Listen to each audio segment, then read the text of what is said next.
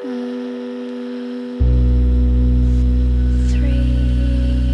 one. Like a fall upside down. One down. Friends don't play.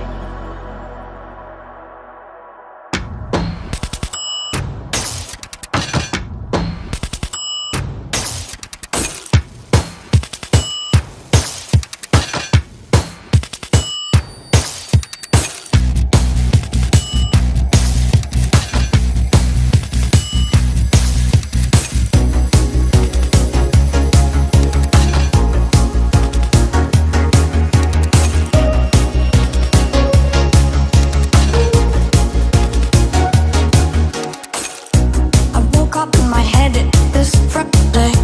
I woke up if there is no.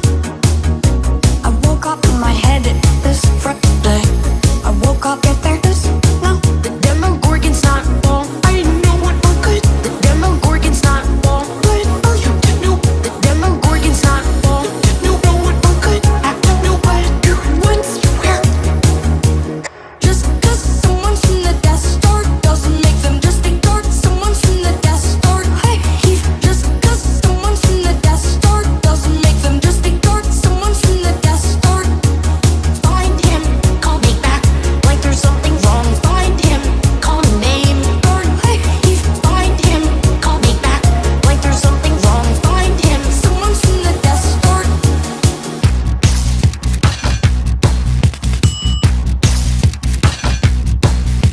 If I tell mine, I woke up in my head this Friday. I woke up if there is no.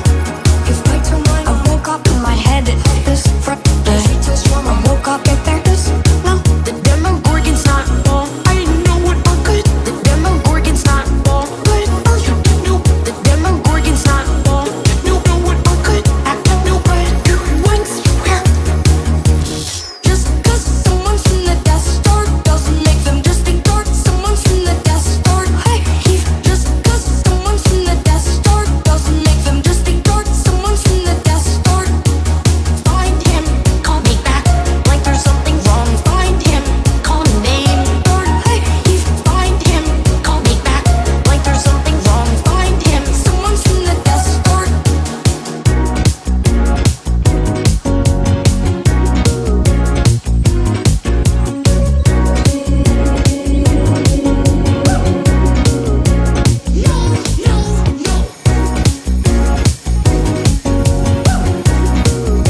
Just make me feel like more.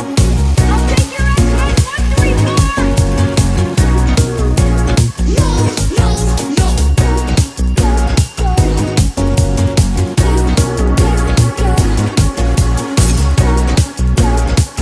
Does that sound like a babe?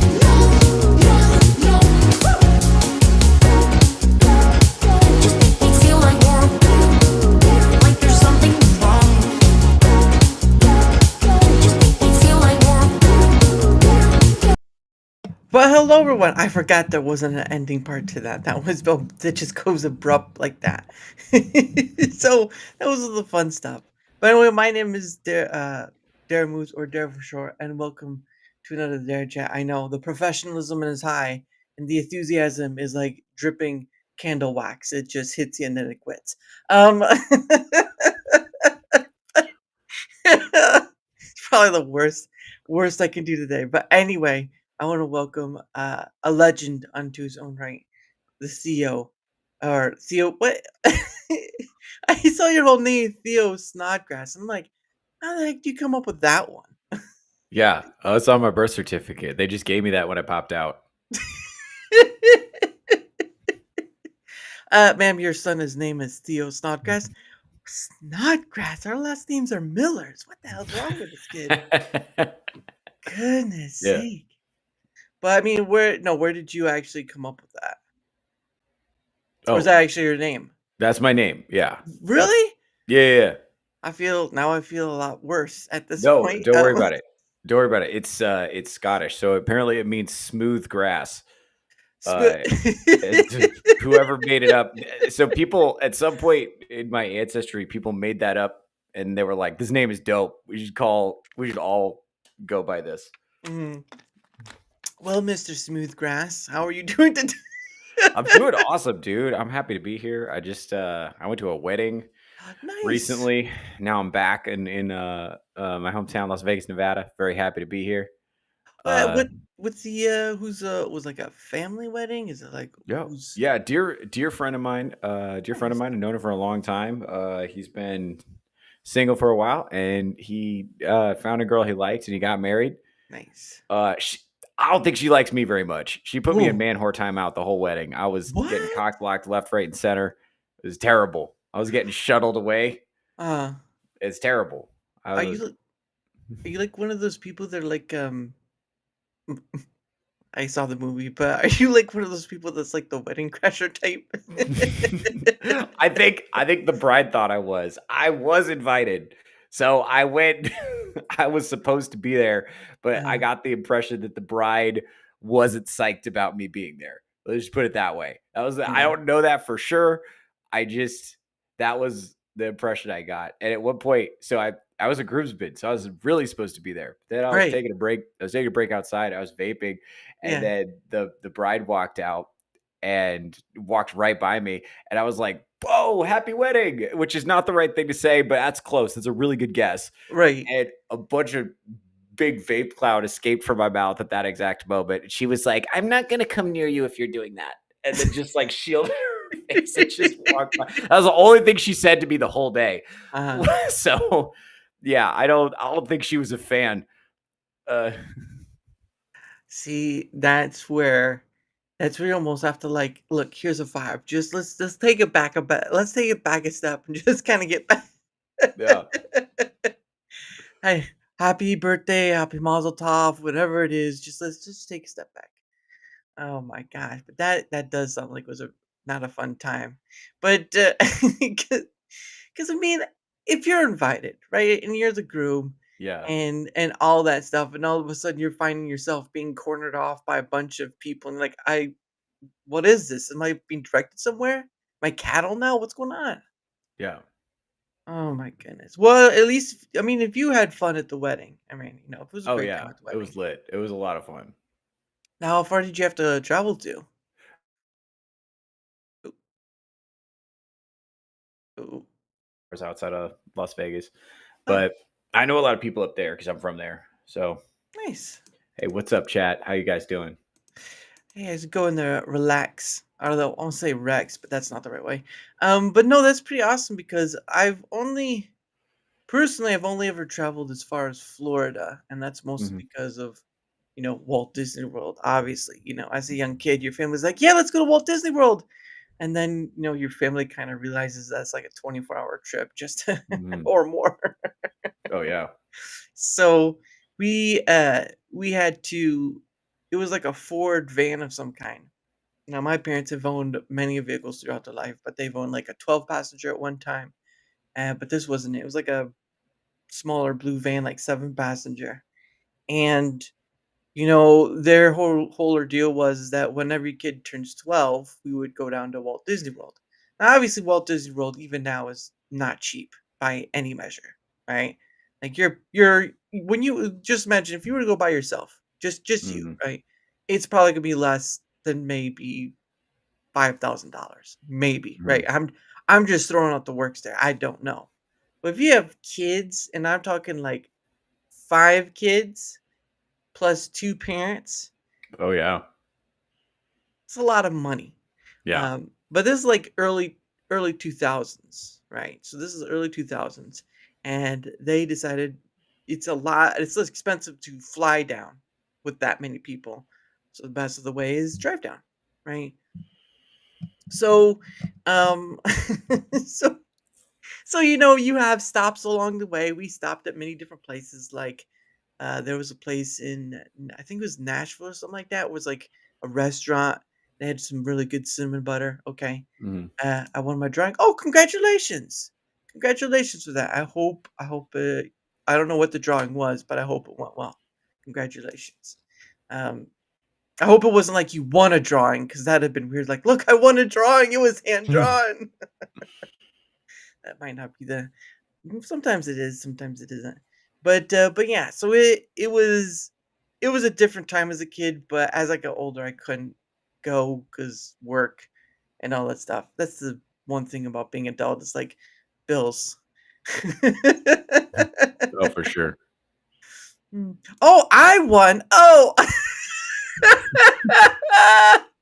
I read that wrong. I apologize. Well, thank you. I appreciate that. I'll take whatever the winning is. You just my link is down below, or DM me on Twitter X, whichever. But thank you for that.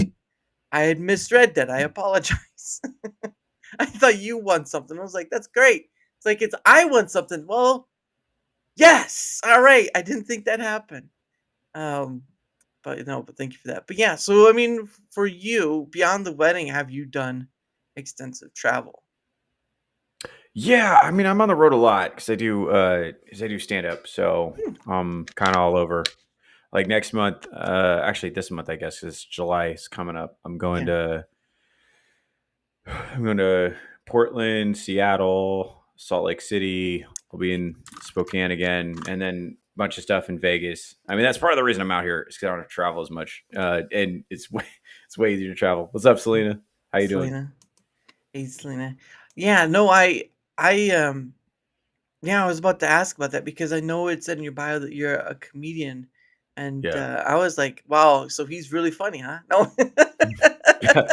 Yeah, I like to think so. I like to advertise it. No, Mm, yeah, it's like, but I'm really on the road, like doing like stand up in front of people.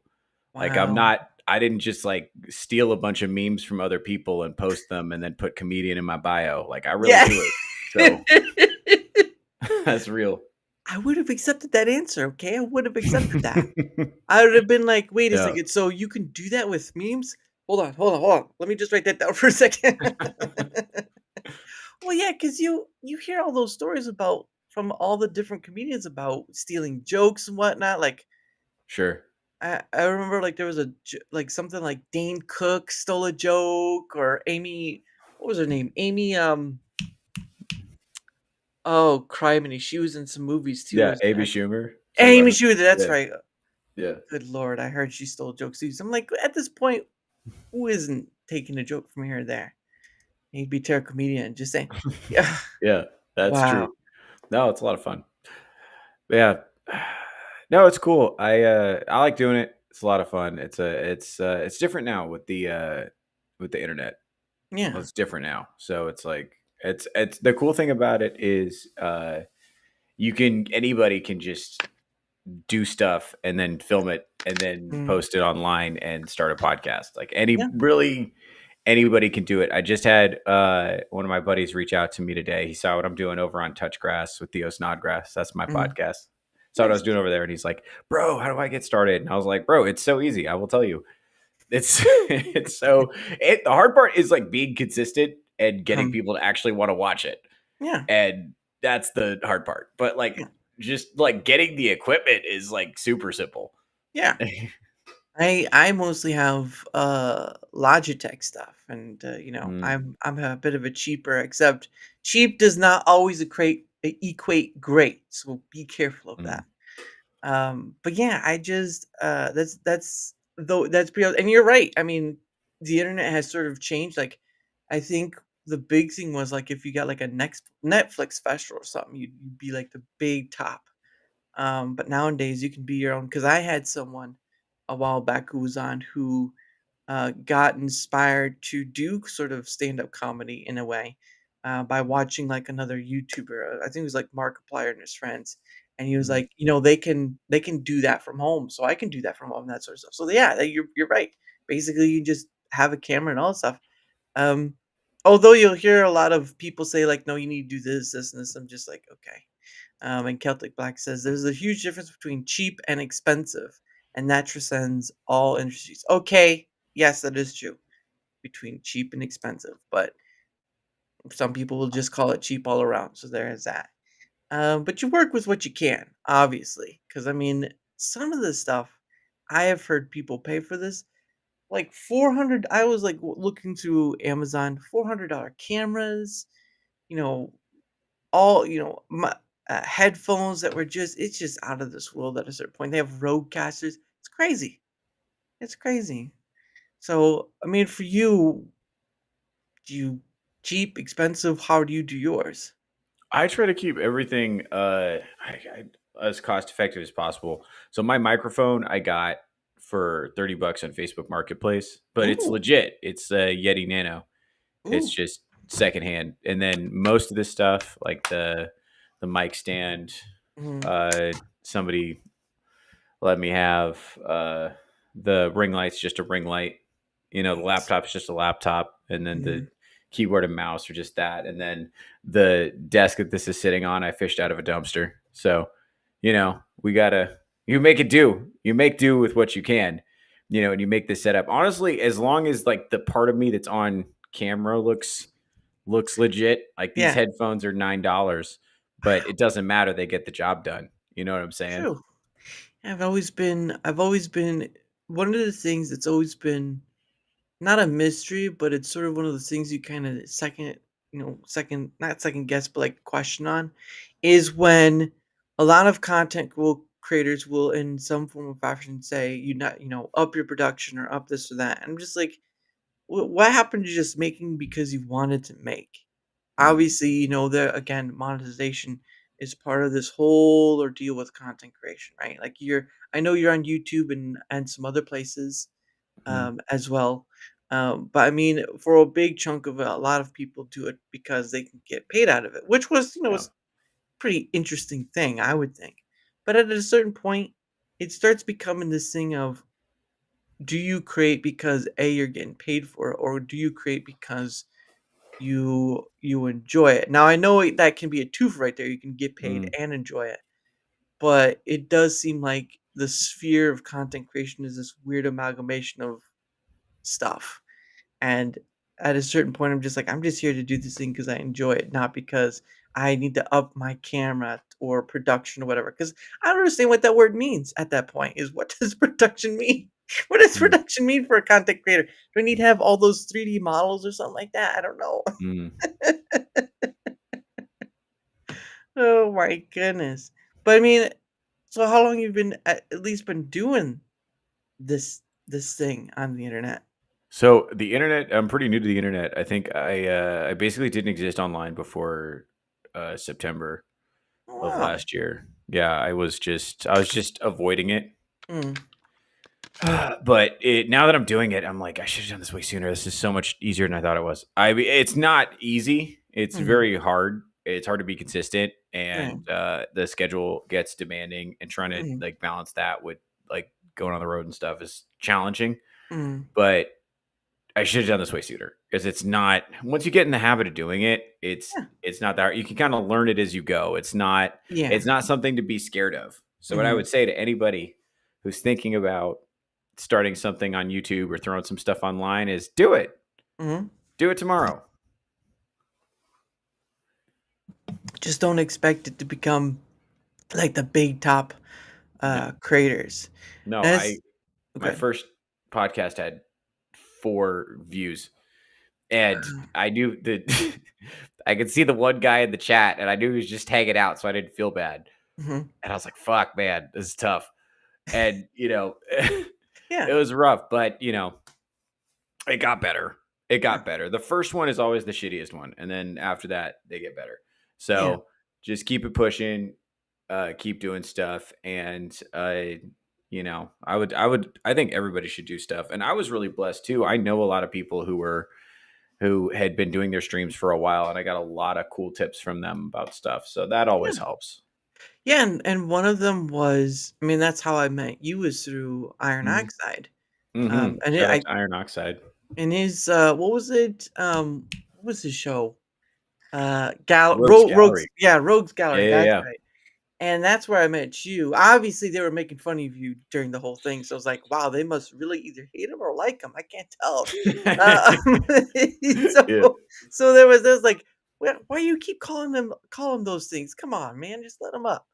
yeah. Um, but no, it was through that I was able to meet you, and again, I've met I mean, you've met a lot of people because going around being a comedian, Mhm.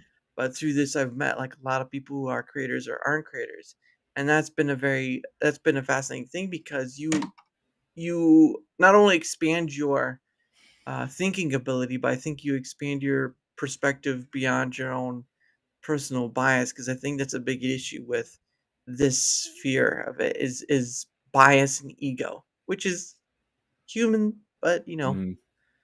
you run into I can't imagine what you run into being a comedian Yeah. at the end of the day. Tell me about that. What is that like dealing with that? It's great. So it's cool because I get to go to a lot of kind of like podunk towns, and Hmm, so they're always happy to have me, and they treat me like a celebrity, which is weird, because I'm not like famous at all. mhm, But in certain circles, they're like and they treat me like I'm a famous guy, and so I get to town, and everyone's happy. Everyone's always happy to see me, and everyone's always happy I'm there. And usually, there's especially old guys. They always want to tell me a joke. Like, dude, I know this bar joke. You right. should try this. Use this in your act. And it's like three Jews went into a bar or something. And it's like, I'm not going to use that, but thank you for sharing that with me. But they're Right. so happy to share that with me. And they're already smiling. They're all like, oh, man. Because I don't know, life is really hard and stressful. So people are happy to see me, and they're happy that I'm going to try to bring them some joy. So it's Yeah. great. And then usually, I think after the show, because of the kind of material I do, people will tell me their stories a lot. So I collect a Mm, lot of stories from yeah. people, just what's going on in their lives. So I'm kind of I see a lot Yeah. of people, and they kind of tell me about their lives. So I get to meet a lot of different people, and I get kind of an interesting cross section of America. So that's pretty Yeah. rad. Every once in a while, someone wants to yell at me. That doesn't happen so much anymore. That used to happen a lot more in the Northwest, like especially if Right. you're in a big city. But in Mhm. Vegas, nobody gives a shit. So I Right. haven't been yelled at in a while. So it's good. Nice. Yeah, that's interesting. I mean, that's a big fascination for me in doing this is I don't want to say like a story collector. I feel like it's a library, right? You Mm, get to be in this huge limitless library where you get to meet these people, you get to meet them at their level, right? Because mm, there's a level throughout life, you talk about India's caste system, but in real life, there is a sort of hierarchy, if you will. Big business CEOs, all that stuff, and then mhm, everyone else, the garbage man, the everyone below that regard. But you get to meet everyone on that level, whether it mhm, be what like a big club. I don't know if you've done any big clubs or considered big. Sorry. And then just the podunk, like you said. But for me, it's just fascinating to get meet people on that level because, like you said, you get to collect stories. You get to be sharing a moment with them. And if two old guys are willing to tell you the joke to tell on the stage, mhm. eh, Yeah, yeah, that's listen, I love the joke, but I don't think that'd be appropriate because I think there are Jews in the crowd. I don't think I yeah, wanna do that. yeah. Oh, goodness. That's hilarious, though, but it's it really is a fascination because I really do think that, personally, on a personal level, I really do think that conversation is sort of a dying art because, and you're a Mhm, comedian, so you're dealing with that on a different level, but, you at least see it to a degree. But conversation on itself is kind of because on a from what I've seen, not experienced, because I've never been to comedy club at all. It's really not one where I'm at per se. And if I have to travel like an hour out, forget about it. All right, it's not it's not worth the gas money at this point. Hey, Toasty, how What's are up, you? girl? How you doing? Hey, how's it going? Yeah, oh goodness. Um, oh, where was I at? But yeah, the ability to just kind of um be in those areas because I know I've seen like on YouTube you can see all these different um comedians who are they tape their shows or they live stream their shows. I'm not sure what the Mhm. rules are. Or do comedy clubs have rules on if you're able to live stream your stuff or not, or do you not know? Honestly, I think most of them would be okay with it. I'm still trying to figure that out on the tech side. I have some ideas about how I could do it. I just want to make sure the quality is good. Audio quality gets tricky. I got to make sure I'm Yeah. mic'd correctly. But yeah, I've definitely taken a run at that before. I want to do it. It's just going to be getting the equipment right, and I got to have somebody in the field kind of helping me out with it so it doesn't get jacked up. But yeah, I'm a big fan of that. I like if I had my way, I'd be live streaming every single thing I did because that I think this whole world of live streaming is. I think if you're doing stand up on the road and you're not using live streaming in some way, then you're out of your mind. Like you got to be doing it. You got to have, especially if you're trying to do a podcast, you got to do a live stream, man. That's where it's at. That's where you get the engagement with the people who like what you're doing. They can like post in the chat, and I think that is the best. Yeah. Oh man, like I think that's incredible. So Yeah, there you go. Toasty agrees with you. Yeah. Hell yeah, there you go. Yeah. Yeah, because I mean, I know it's more of like an instant, gratification sort of thing, right? Like it's instant feedback right there. But of course, I love the live stream. There you go. Yeah, she loves the live stream. Um, but it's also that thing where you kind of get like those trolls or whatever, the harassers and whatnot, which is also another side of that too. Like it's like having hecklers but online. Yeah. Yeah, for real. Your mom sucks. Yeah, so did your dad. Yeah. That's rough. I feel bad when they're mean to people on the panel. Like, I don't really care if they say something mean about me. I don't really give a shit. But if they're mean to somebody on the panel, I feel bad. It's like, because I invited them there and they were nice enough to show up. Yeah. So I don't like that. But yeah, I'm in the same sort of space too. I've had moments where this is just real. I've had to now on YouTube. You can't block people anymore. You can only hide them away from your channel. So I've had to at least do one person to do that because it was getting to the point where I had a guest on. It was their first time on, and they're anxious, nervous, and all that stuff. And there's someone who doesn't great content. They cheerlead other content creators and all that stuff. And I'm like, I'm having this guy over here is asking like, "Oh, did you bring on another mentally ill person?" I'm like, "Really? What is this?" Right? yeah. Hey, vagabundo. But it's like, it's fine if it's against me. I mean, at a certain point, I'd be like, look, you need to stop. All right. Like, I get you want to razz at me, but come on, man. Yeah. Like, do you have nothing else better to do? But when it's on my guests, right? I have a stiffness to look, you don't. If my guest, if the guest I have on doesn't invite that in, then you don't do that. It's respect. It's just trying to show courtesy and respect. You want people to come back. Yeah. Right? Like you were saying earlier, you've met people out there, you've heard their stories and all this stuff. If you bring someone on your show, right, and you've brought on many, especially Iron Oxide and Celine and all that, Toasty. But the problem with it is though is that you have this troll or harasser, whatever it is, and they come in and you have this person on his first time, and all of a sudden they're just berating in some weird fashion. Like, what? What is this? So you kind of have to be the adult in the room and put your foot down, which it sucks, but like you can't control it at a comedy club, but you certainly could control it in your chat. And it sucks when you have to be the adult in the room, which is like, can you not? I mean, seriously? Yeah. Do I have to get the wooden spoon and show you what it means to stop? Yeah. It's tough. Oh my goodness. But yeah, it's nice to know that at least you're not getting so many hecklers, but it's still one of those things like either you're a person who folds under it or you're someone who takes up the challenge and says, "Oh, really? Is that how you want to play this game?"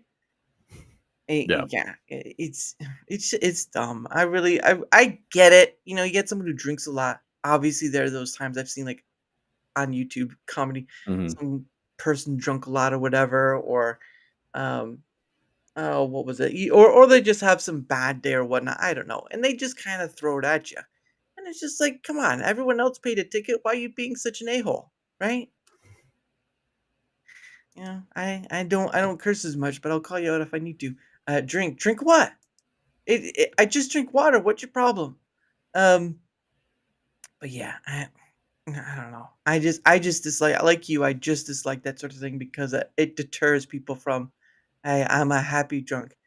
No, I'm not talking about you. I'm just talking about people who drink at a comedy club well, it's because it's a comedy club bar, isn't it? Isn't it usually how some of them are? Usually, that's how it works. Usually, yeah. Yeah, because I know there are clubs that are comedy places that are just strict, they have the drinking and all that stuff, and then there's some like an attachment, if you will, if that makes sense. I'm not sure if that's the case, but I've seen some of those. Um, because I mean, so okay, so has mostly been your stuff in the U.S. Yes. Okay, so you've not traveled outside of the U.S. for any. No, I haven't been so fortunate, but eventually, hopefully, that'll be fun. Nice. You'd be going to the UK and it's like, hey guys, how's it going? Like, I don't understand what he's saying. Yeah, that'd be lit. you just you just go to the UK. It's like, okay, so here's this joke. It's like, Yeah, I don't understand him. Oh, I don't understand him. He just says the words. Says the words. yeah. Oh man, I gotta ask though. In your bio, it said manlet. I gotta know what is about that. Tell me Okay. Yeah. what So is. that's yeah. That's it's a reference to something that I say on stage sometime. It's manlet is actually that's like old internet slang for a short guy. I Mhm. prefer that to short king. I find short king to be kind of patronizing, to be honest with you. I Really? prefer manlet actually. I feel like it's more accurate. But okay, don't tell me you're 4'11", huh? Yeah, no, I'm 5'7", but still, that's right at the cutoff. Hey, I'm right there with you. Yeah, Same man. height. Yeah, I, man. I don't care either way. What you say? You say short kings. What is it about short? Is it like just because they add king to it? What is it about that? No, because because when they say short king, they're saying it like it's like when they try to gas up fat girls and they're like, "Yes, queen, you're so beautiful." Yes, it's like, no, she's not. No, she's not. So when they say that to me, they're using their lying voice. They're Yeah. like, "Yes, we love a short king." It's like, shut up. No, you don't. No, you don't. You'd prefer that I was taller. I can tell Plus, by your behavior towards tall men. goodness sake, that's so Yes. funny. Like for sure. Oh my gosh, Mm. this short king is awesome. No, he's just got a big wallet. Can you just leave him alone? Yeah, this is great. Yeah, Mm. I can see that though. I do think there is maybe in a rare occasion there might be someone who's very authentic about the short king thing, but I can understand where you go into different places and you hear it over again. Oh, short king. Oh, yes, and you're just like, wow, you fake them, don't you? Yeah, it's not remotely authentic. No, they don't mean that. They don't mean that. They don't Yeah, mean that. They're just trying to be nice and they want credit for it. yeah. That's Look, I gave him a compliment today. Did you hear me? I did good. Yay! yeah. I feel I should pull that card right now. No, that's just hilarious. But yeah, that makes them sound like they're mostly just California, California women's. Like, I can't believe he was up there on stage. Good for him. Good for him. Honestly, that shit is contagious. I don't mind shorter men. Oh, look, there we go. Mm. Toasty. Toasty Scotch Hey, doesn't mind Toasty. shorter men. You got to come out to Vegas and stand next to me and we'll see who's taller. Yeah. You have to, whoever's the tallest gets to go on the ride first. That's the rules. Them are the rules. But yeah, how is like I've talked to some people who live out in Vegas. There's actually a husband and wife who I've had on. They actually live out in Vegas and they're more into the indie scene. They're actually trying right now to collaborate with some other musicians to kind of create their own underground sort of indie sort of thing because the big music labels and all that trying to get away from that and all this stuff. And then of course Iron Oxide and Queen Celine, they're both out in Vegas, lovely Mm. people. Mostly I just want to go out to Vegas because of the Sphere. All right, I'm not gonna lie, the Mhm. Sphere is pretty awesome. But I mean, for you, what is life like out there other than like dying in the heat every 5 seconds? Yeah, dude, the heat is no joke, dude. It's Right. like over 100 degrees at night. Like they are Mm, not messing around with the heat out here. mm-mm, But honestly, it's rad because there's always comedy happening. You just got mm, to know where to find it. So the opportunities to get on stage, there's way, way, way more out here, mm. and it's very cheap to fly in and out of Vegas. So you can fly to pretty much anywhere, any of the major metros in the Southwest, all over California, Mhm. Arizona, Utah.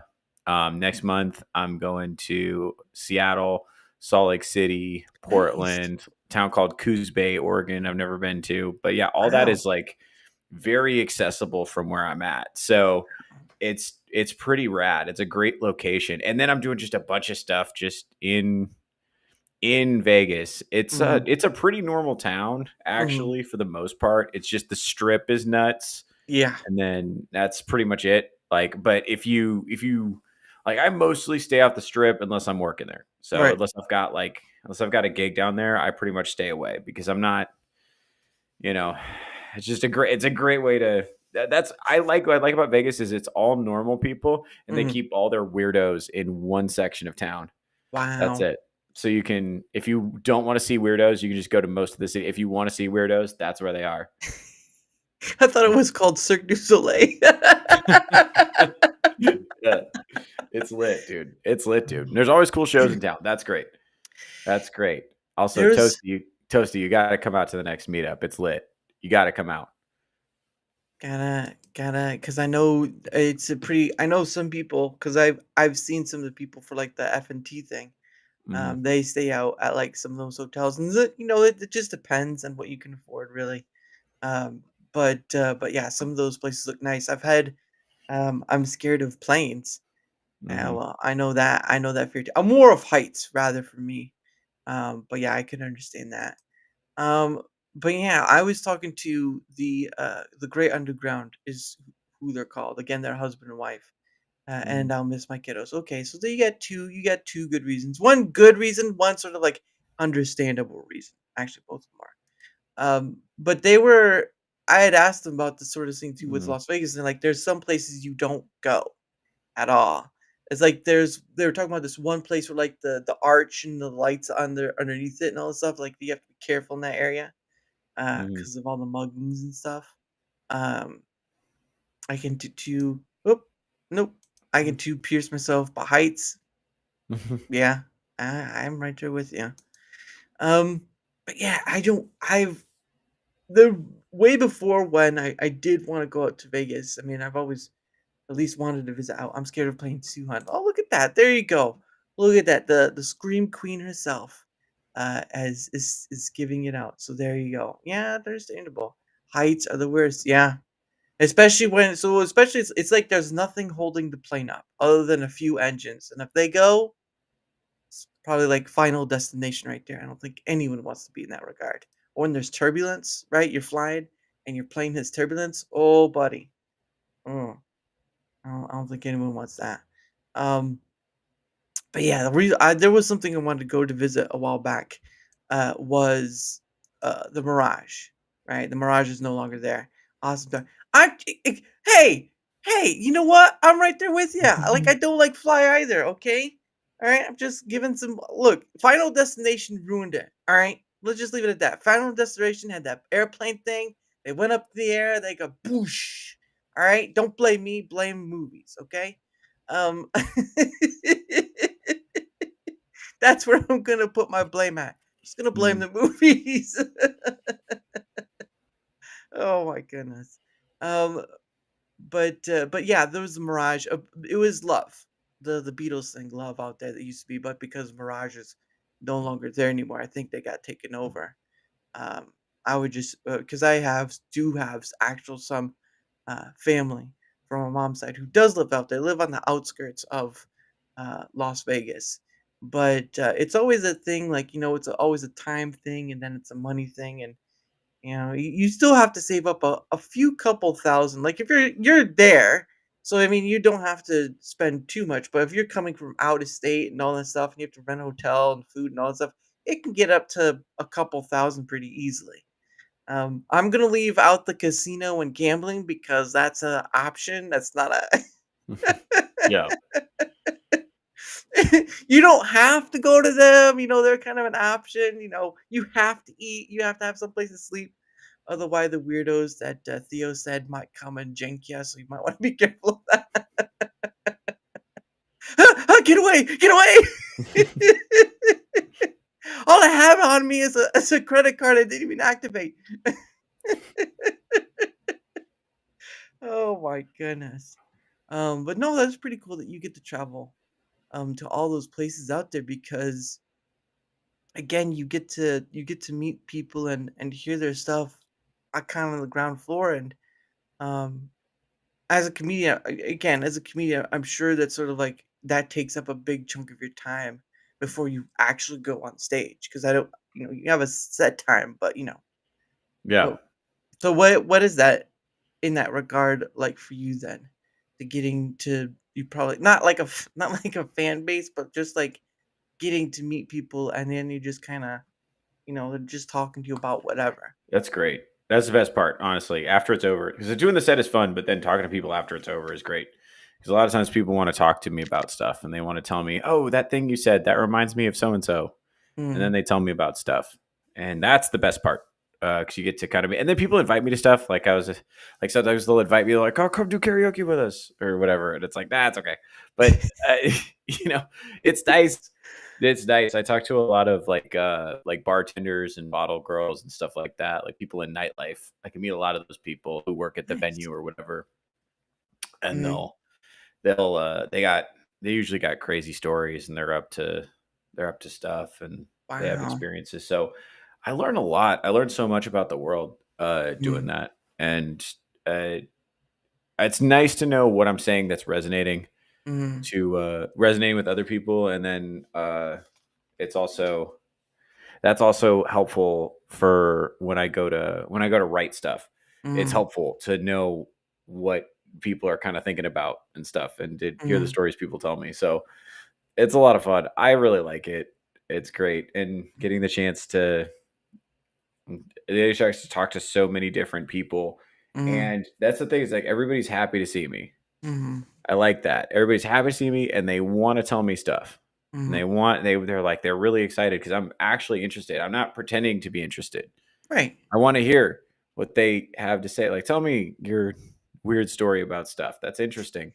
And that's so cool. And you meet people, a lot of times you meet people and they're bummed out about stuff because life is hard. Yeah. And then you can say something and then it's like, oh, they're smiling. Oh, cool. Yeah. That's such a gift because life is really stressful for people right now. People are Mm. stressed out and bored and stressed. That's Yeah. the that's a tough combination. And so when they get to go out and they get to have a little chuckle and they go home, and this is how you should feel at the end of a comedy show. If it went well, this is how you should feel. Oh, I felt great. That's how you Yeah. should feel walking out the door because you got to laugh really loud and your whole body Yeah. you got to shake and you got to let all that. Whew, man, that's what it is. Hopefully that's how people feel when they leave the show. That's Yeah. that's always the goal. Yeah. Almost sounds like the guy who's outside the door just peeing and everyone's like, "Are you done?" It's like, "I Yeah. yes. Yeah. That Yeah. was a They good need that. show." Yeah. No, but that is again, that is pretty incredible because like doing for me, I'm not a comedian in my own right, but I do like to laugh once in a while. Very strictness, no. But it's always like again, I've talked to people who are current and former military. I've gotten to talk to people who are VTubers. I've gotten to talk to VTubers. Mhm. I've gotten to talk to people who have some knowledge in the tech area. I mean, I've gotten to talk to people who don't even create content and all, and that's always a fascinating one. Is I think the more people, to a degree, the more people you talk to, I think mm, the more I think I think it's less ego and more of understanding, Yeah. basically on different levels. Because I think a big thing is like with social media. I'm sure you've seen this as well. Is you get a lot of the defending of things that don't need to be defended. if that makes sense. Like over defensive or something like that, or someone takes something out of context. And, you know, I think it's been said that like 50% of human interaction is sort of 50%, nonverbal, right? Touching the shoulder, hugs, all that sort of stuff. Yeah. But when you're talking with social media, it's sort of like this bombastic minefield of World War II, and you're just kind of like trying to dodge through to kind of talk to somebody on the other side. It's like, what the hell's going on here? What the hell's going on Yeah. here? And it sucks.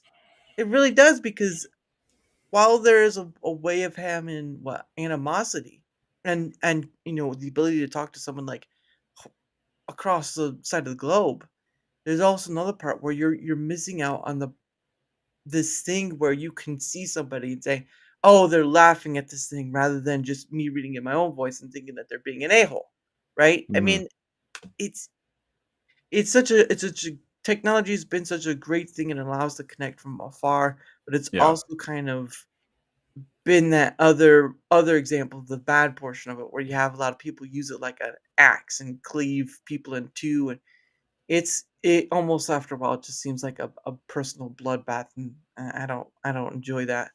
Not that I participate, it's just it happens. Yeah, dude. You know, I being in this sphere, right? I call it the content creator sphere because it does involve a lot of people who create content online. Gaming, comedy, um, DIYs, what else? You got car people, you got so much within it. Or politics, that's another one in itself. The point of the matter, though, is within this content creator sphere, it's this huge amalgamation of just a bunch of other stuff. And I basically boiled it down to it's high school drama with business implications.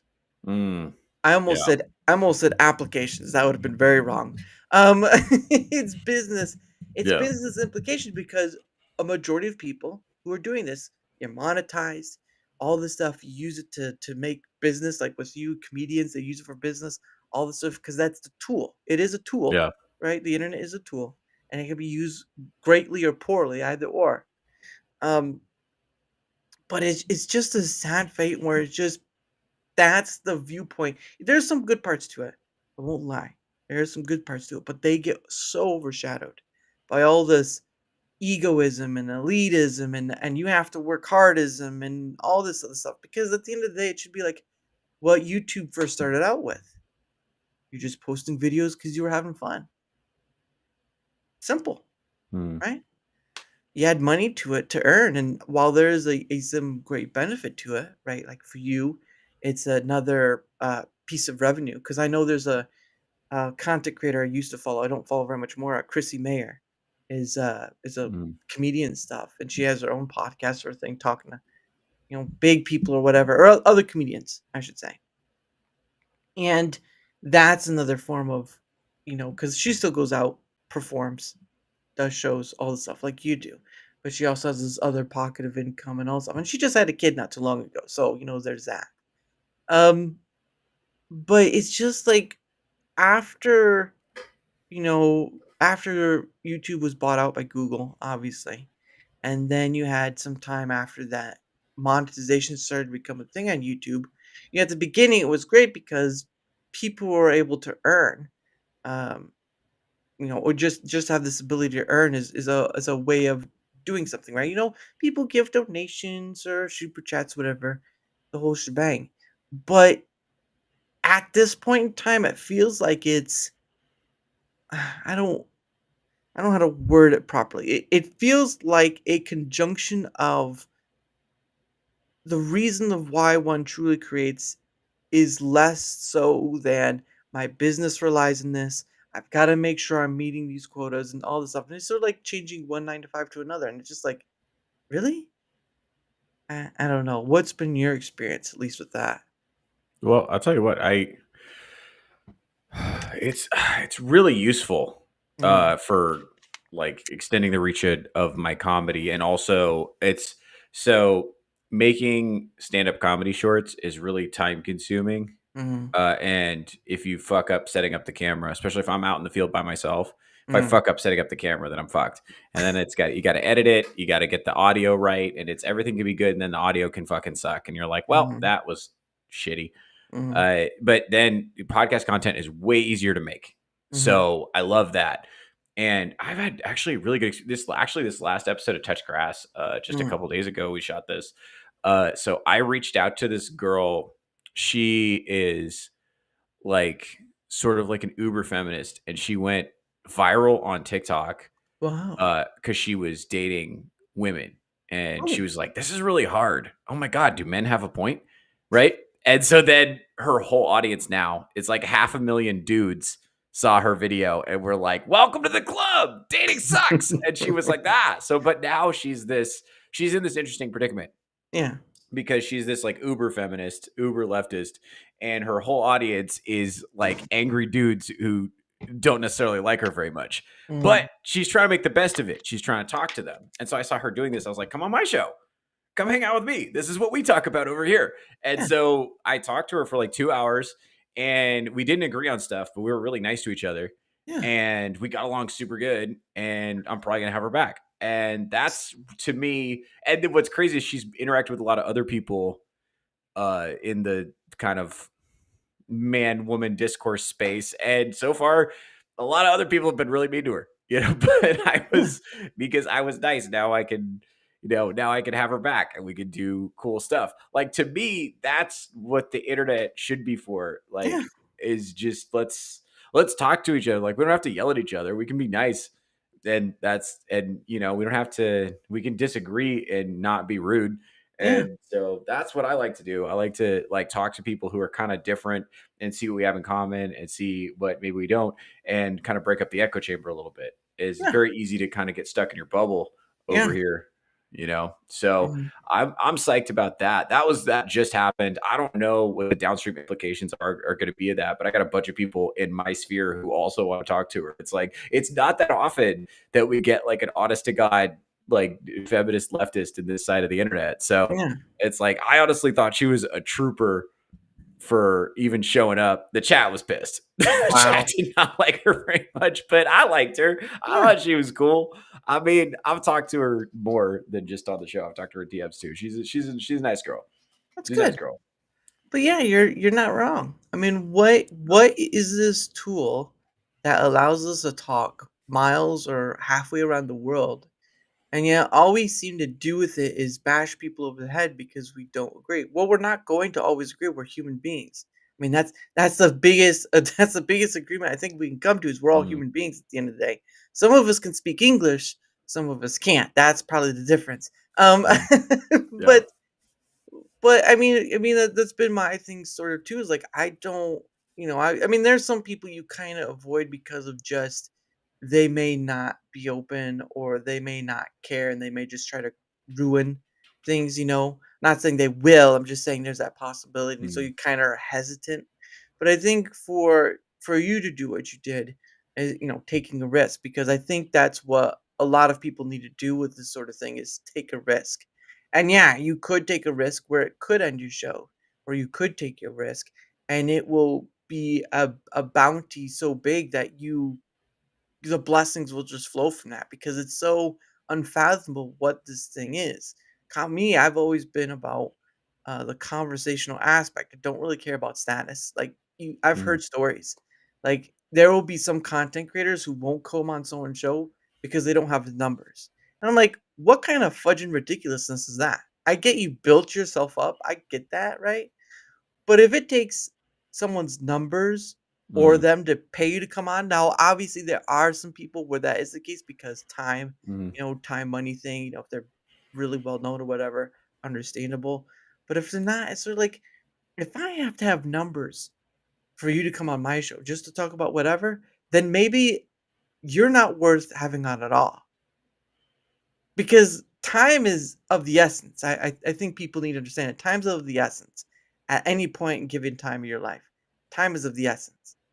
And if it takes numbers to just say, hey, would you come on and just chat about whatever? Then I don't know what you're even doing, right?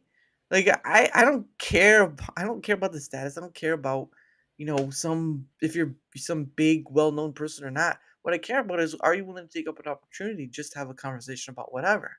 Because that for me is what's missing most. You can have all the politics you want. You can have all the gaming you want. You can have all the what's another big one? You can have all the discussions about the male and female, sort of interaction sort of thing. You can have all day long. But where are we meeting on the most basic scale that everyone can meet on? We're all pretty much equal, even though equal is sort of a term that's kind of hard to have, and just be there for that, right? Like, I mean, you do that with when you go to those comedy clubs, like you said earlier, you're meeting people on that stage, Yeah. that floor. Where is that most of the time? So, well, yeah, I have to. Well, so there's something really important about comedy is like because I'm on stage with the microphone. If Mm, I want to make myself, I have to bring myself down to their level, or they're not going to come with me. Otherwise, it's like because I'm not a dictator and I'm not a teacher, yeah. so I have to bring myself down to their level, and I have to be like, I'm just like you. Hmm. I'm just like you. And Yeah. so the thing I like to talk about all the time, I'm always talking about some kind of relationship, Yeah. like relationships, always. Even if I'm talking about my cat, I like to talk about like if I'm talking about my cat, right? Like you either have a cat, you've seen a cat, you know what a Yeah. cat is, right? Yes. If I'm talking about a girl or a girlfriend, you Hmm. either have a girlfriend, you are a girlfriend, you've seen a girlfriend, you know what a girlfriend is, right? We're relating to Yeah. each other, right? Mm, It's like, hey, do my parents do something weird, and I say that, and you're like, oh, my parents do something weird. I learned that when I was writing about my cat. I realized I was like, oh, the audience has never met my cat. mhm. That what they're laughing at is they're thinking about their cat, Yeah.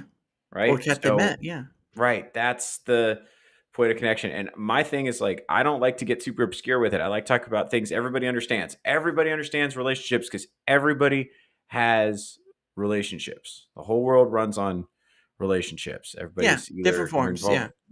involved with somebody romantically, or maybe you got your parents, you got Mm, friends, or you got somebody, mm, you got a pet, you got the person sitting next to you. So if you're yeah. talking about that, you can connect with people, and it's like, hey, I'm just like you. I have the same, or like, especially if I have the same problems you guys have, I have the same Hmm. problems you guys have. I'm Yeah. just like you. I'm just like you. And then we all get to be like, we all get to have a good time together because we're all on the same page. Yeah. That's a beautiful thing. That's, I think, is what's great, and that's why people want to talk to you after the show, is if you brought some levity to Yeah. a problem that you guys have in common. That's a beautiful thing. I Yeah. love that. It's it's for me in that regard, the conversation aspect, it's powerful. Like I don't think I mean, you kind of have gotten the idea, but I don't think people understand how powerful that is.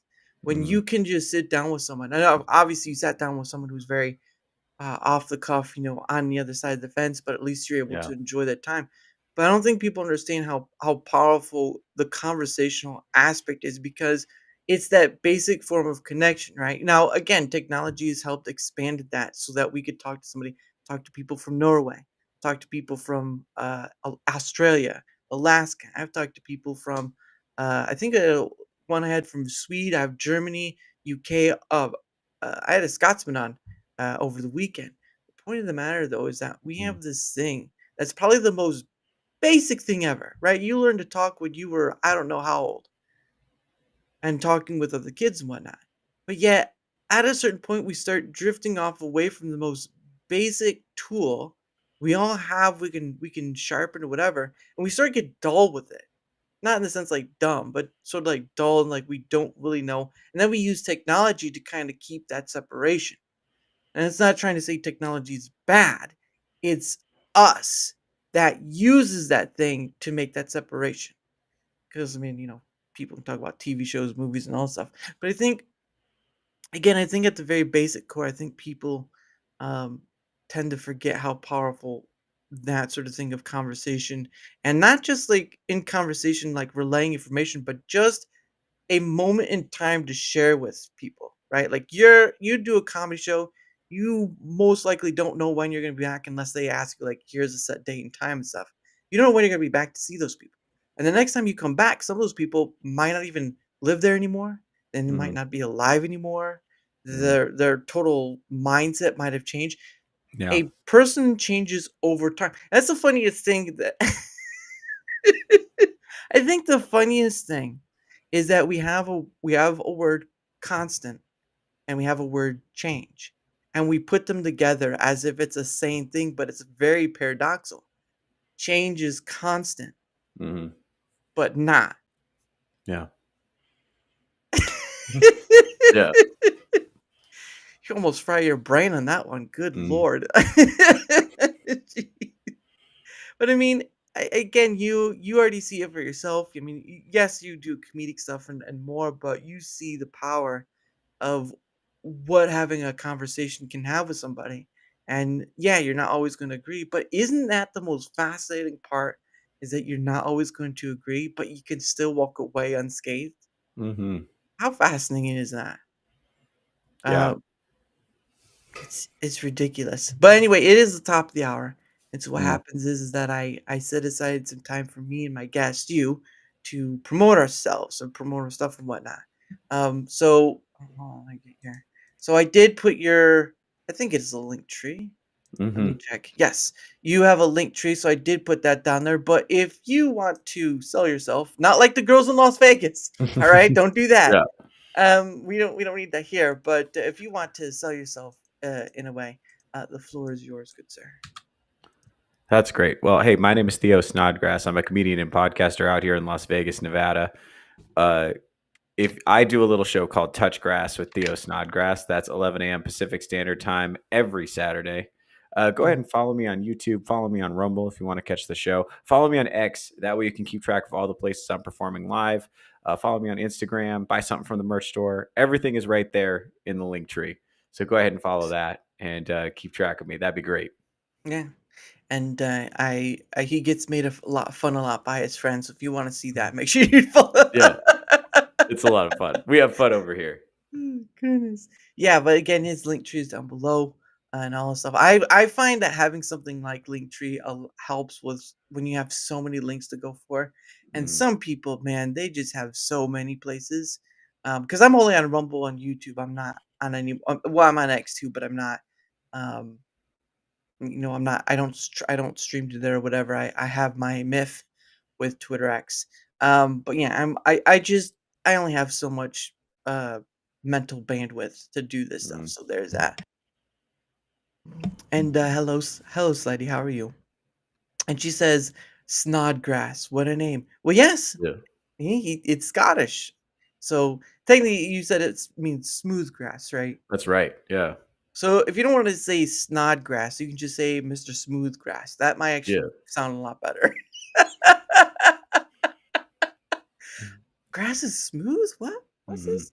Oh my goodness. But yeah, again, his link is down below.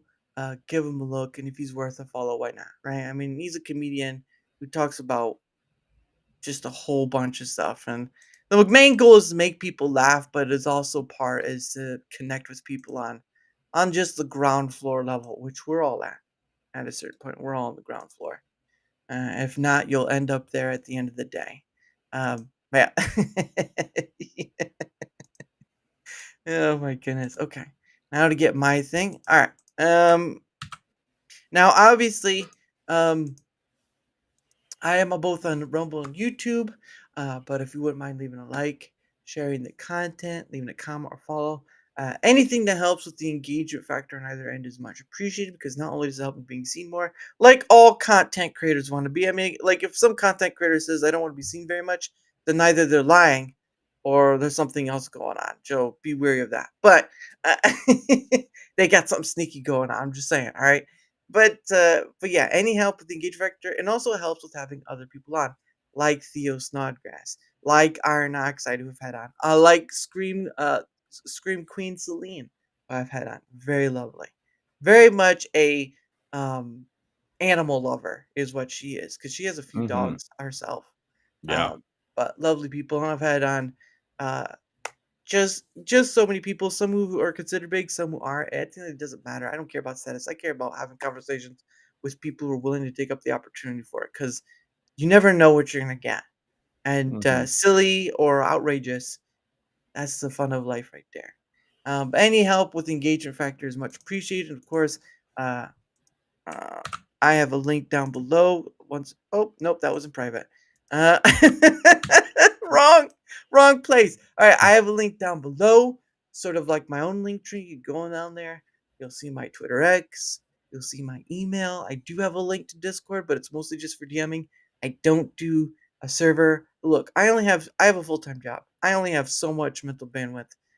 I'm just doing this thing to enjoy it. There's no reason to go beyond the scope of just enjoying it. Otherwise, it's like trading one full-time job for another, and I'm not interested in that. I'm interested in getting to talk to you people because that's where the fun is at. That's where the realness of life is at. So there's that. But again, down there below, check it out. Worth a follow, not up to you, but thank you regardless. And of course, one more thing. Um, now, obviously, on Rumble. I am part of their creator program on there. Just sort of just wanted to try it out and see, and so far I've survived. But if it isn't lasting longer, that's okay. It's no skin off my back. But a while back, on Twitter X, there's a company called Proton, right? Proton, and they were advertising their partner program. Now, Proton has like email, VPN, password manager, all that stuff. But I'm Mhm. just gonna talk about the email stuff.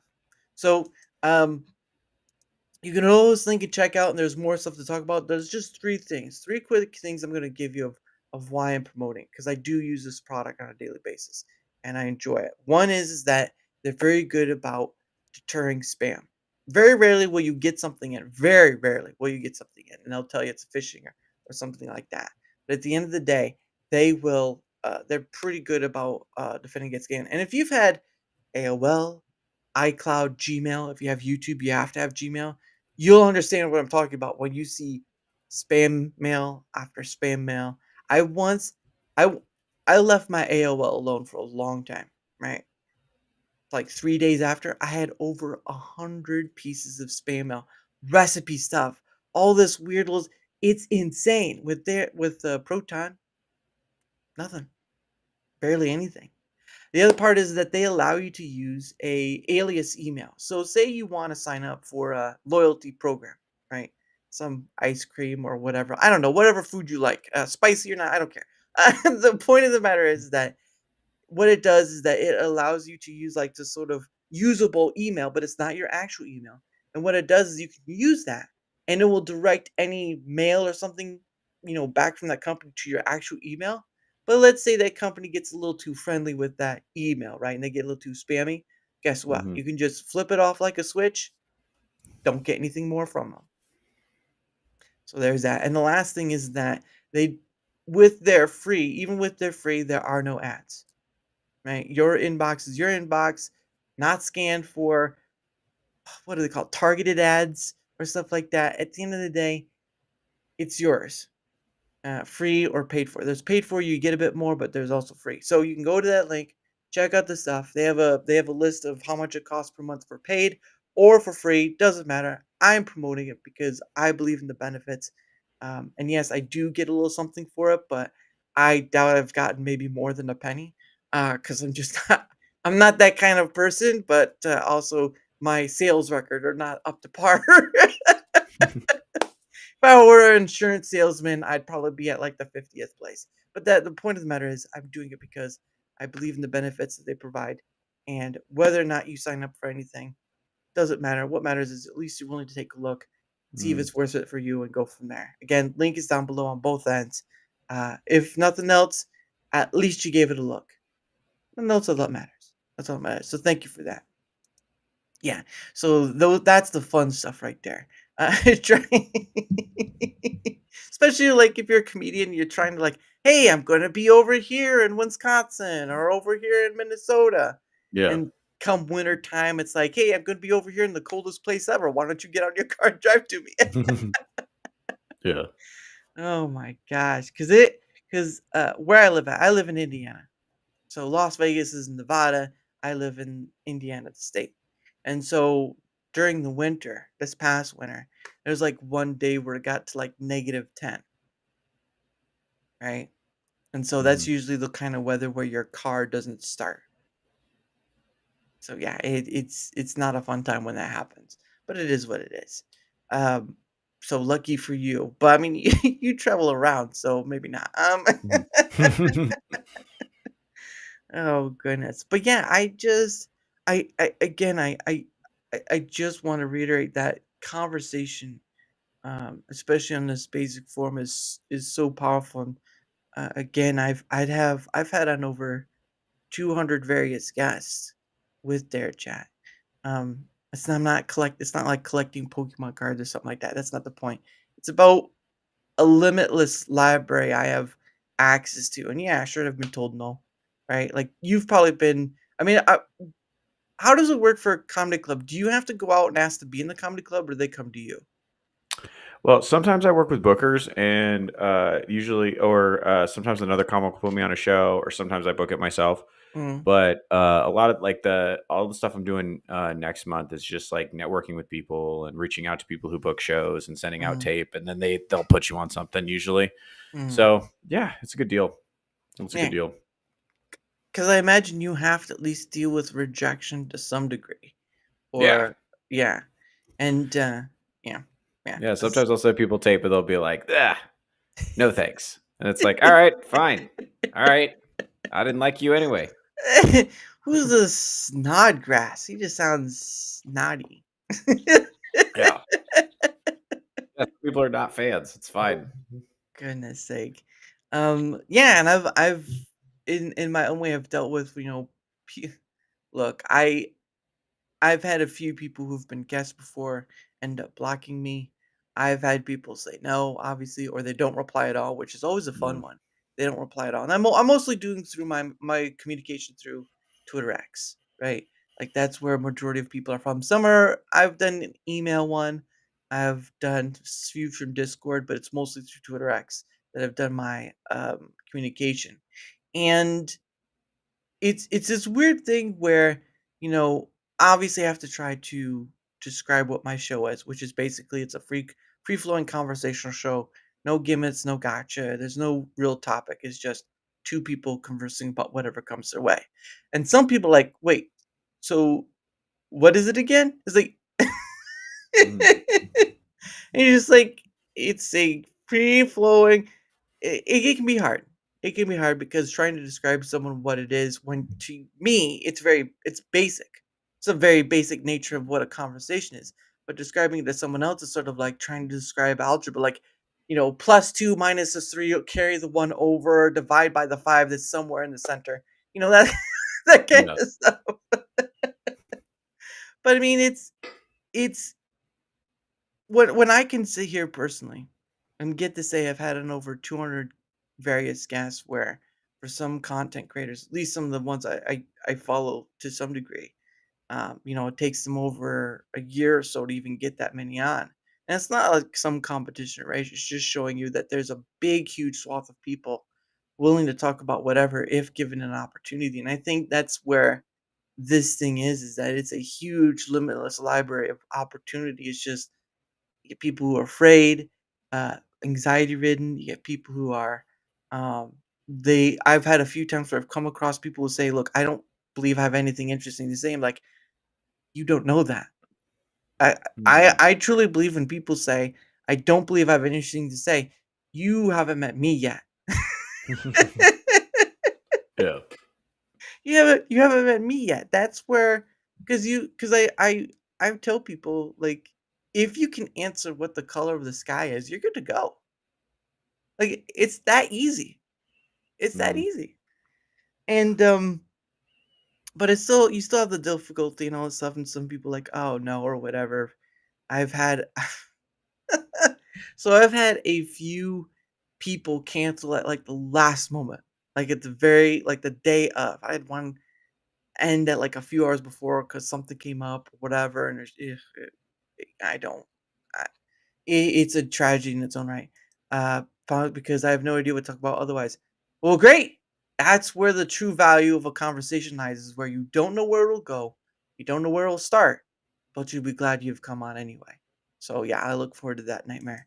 But yeah, it'll be fun. But but yeah, it's just to me, it's just so fascinating because I can't. I did gaming for a bit. I tried to stream gaming. It really didn't hit. Right? I didn't click. And I used to use StreamYard to what is it? It record video because you can record video in StreamYard free because I'm not gonna pay for something that's gonna cost like too much money. Um, but yeah, so it's just started from that point, and then all of a sudden I found I asked somebody to coming on, and then something from that point just clicked on, and it's been great ever since. Um, but yeah, it's just fascinating. It really is. Like with you and getting meet people where they're at. Same with me, Hmm. except I can't actually physically meet them where they're at. I'm a little poor over here. Hmm. Sure. Most of my money goes to paying my bills, so that's Hmm. that's my excuse. Oh my goodness. But I mean, so so for the other stuff, I know I saw manlet on your thing. That was pretty funny, and I get it. I get it for that. But I mean, from your so you were talking earlier about the male and female, um, perspective and all this stuff. And I mean, what has your experience been? Because I'm pretty sure, like you were describing at that wedding, you were trying to Hmm. hit some people up. You know what I'm saying? But Yeah. Yeah, I'm very friendly. I'm well. That's the thing. Single people are going through a hard time right now. mm, It's a tough market, and everybody hates it, but we can't do anything about it because mm, we can't change it. We're all stuck to this. Dating apps are ruining society, and we're all stuck with it. mm, So, I personally think that we should all just stop using the apps and just start talking to people again, yeah, and that's it. And that's what we should do. And mm, I stand by that. I practice what I preach on that. Everyone's people who don't know me well are shocked. It's like, you don't have dating apps? Like, no, not one. You can go through my whole phone. I don't. I just talk to people in real life, and mm, it's great. But also, I'm not indiscriminate either. Like, I'm looking for something very particular, and I'll know when I find it. And mm, that's it. I'm not looking for anything else. I'm not looking to waste a bunch of time, waste a bunch of other people's time. I'm looking for mm, something very particular, and what I really would like is, and this is the purpose of my pursuit of the creative enterprise and doing comedy and doing my show. I would really like for men and women to start getting along because there's a lot of hostility in the air, and I do yeah, not like that. That is no good. yeah, And yeah, and I tell you, like, even when I was talking to that girl the other day, like I could tell. See, told you.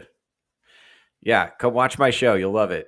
mm, This is that girl I was talking to the other day. Like, she definitely has said, she told me she's been in the discourse now for a couple of weeks and she's just demoralized by it already. And I'm like, hey, welcome to the party.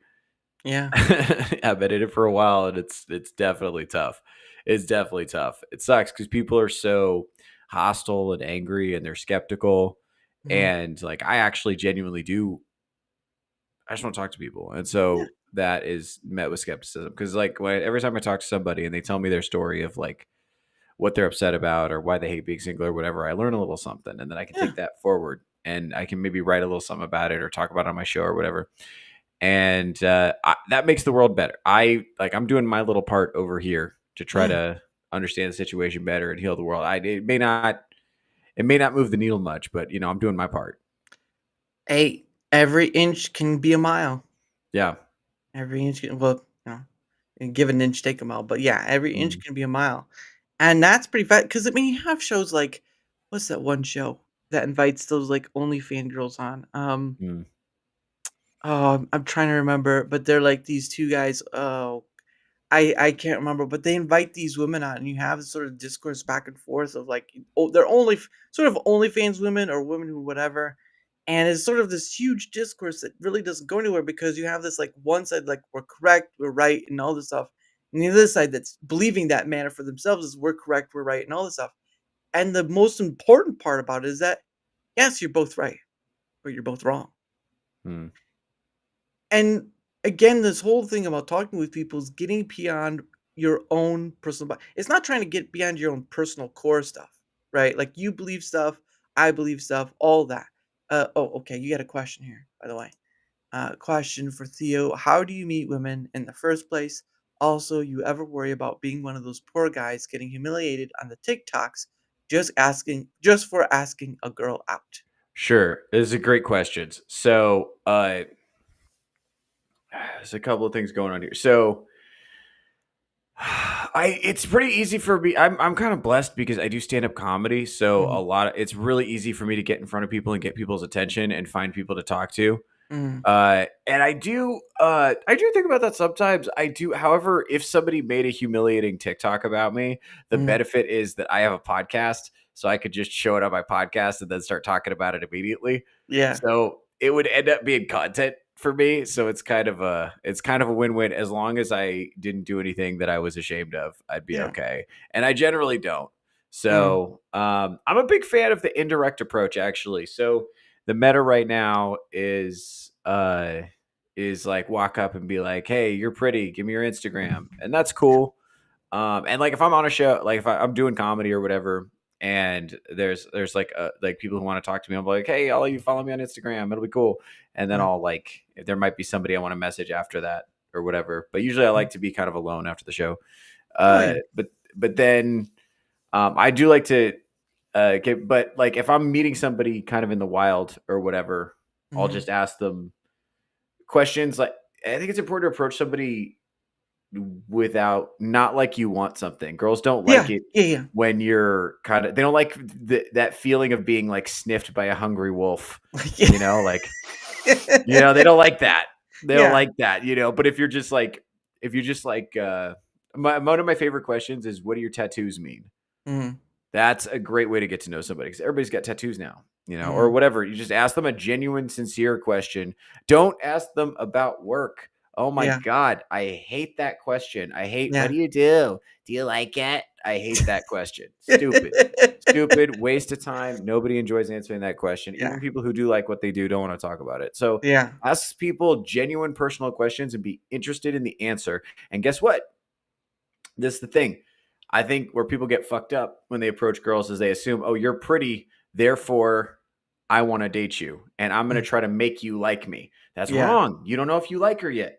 yeah. She could be crazy, Yeah, it's true. right? You don't know. And That's how true. you find out, ask her genuine personal questions and be interested in the answer. And if you guys have a nice little conversation, here's the thing, people like to talk about themselves, especially Oh, girls. So I think guys get too wrapped around the axle about how do I say the right thing? yeah. Yeah. You just shut up, ask personal questions, and then listen to what she says, and then ask follow-up questions. And then don't be like, how can I make this about me? Doesn't matter. No, Keep her yeah, talking. Keep yeah, her talking. Because here's the thing: if she talks about herself the whole time, she's gonna walk away being like, oh my God, I really liked that guy. yeah. And then it's like, oh, hey, listen, I got to get out of here. This has been rad. I want to follow up though. Hey, can I grab your Instagram? And then you can go through her Instagram and listen.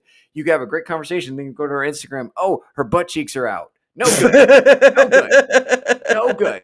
But you don't get that with the phone number because phone number, anybody can seem normal over texting. But Instagram, you're seeing how she's presenting herself to Yeah, the world, yeah. right? You can scroll through there. Now, if she's presentable, she looks like a normal person, then you're Mhm, like, okay. And then you can kind of move it forward from there. mhm. Unfortunately, like a lot of girls get disqualified in the Instagram phase. That's Wow. why I'm such a big advocate of that. Mhm, Because you find out how they're promoting themselves, mhm. to the public, and you kind of get a sense of who they are. Yep. And so I'm looking for a values match. So Yeah. that'd be good. And then, yeah, I'm a big fan of just like talk to somebody like you're interested in what they have to say Mhm, and ask them questions and listen to the answers and care about them. mhm. And that I think that'll go far. Because like I said, people love talking about themselves. And this works for men too. Like if you're Yeah. networking for your job or whatever, and you need to talk to some guy you don't know, ask him real questions. I'm too ugly for it. Yeah, it is kind of a hot people app. I'll be honest with you about that. Yeah, But if she's got an X account, then she's probably based. So that's yeah. pretty cool. Yeah, if she's got a blue sky, no good.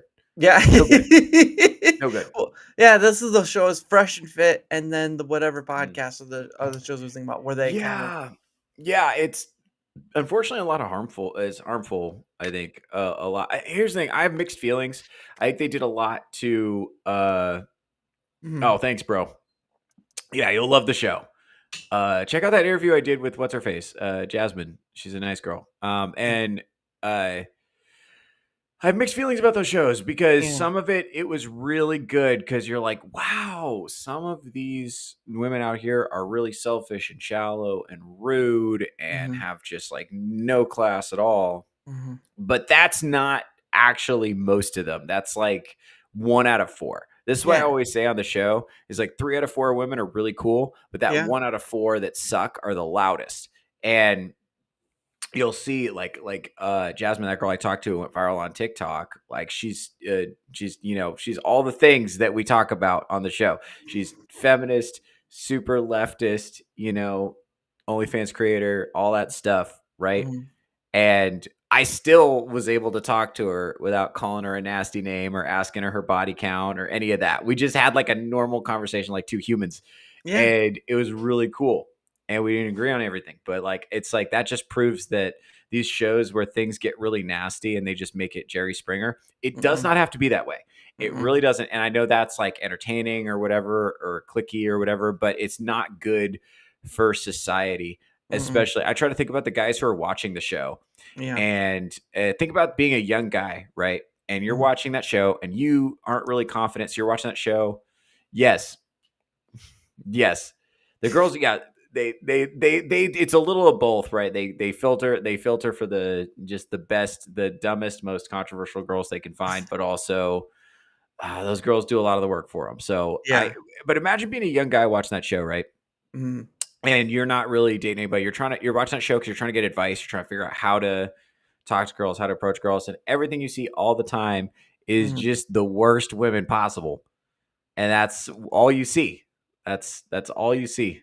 Mhm. Yes, exactly. It's designed for because okay, think about so. Hey, what's up, girl? Think about this. So whatever, right? How they shoot that show. Mhm. It's 8 hours long. I'm a little bit frozen, but I think I'm gonna come back online here a second. Yeah. I It's hear you still. It's they shoot for 8 hours and they get the girls drunk. Oh, So it's like, yeah, if you get girls drunk for 8 hours and you ask them provocative questions, eventually somebody's going to say something crazy.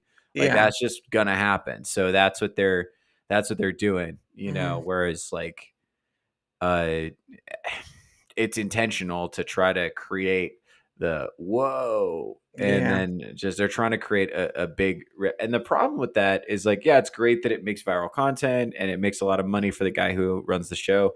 Very Mhm. cool, very happy for him. The problem with that though is if you're a lot of these guys, they interact with girls through the phone.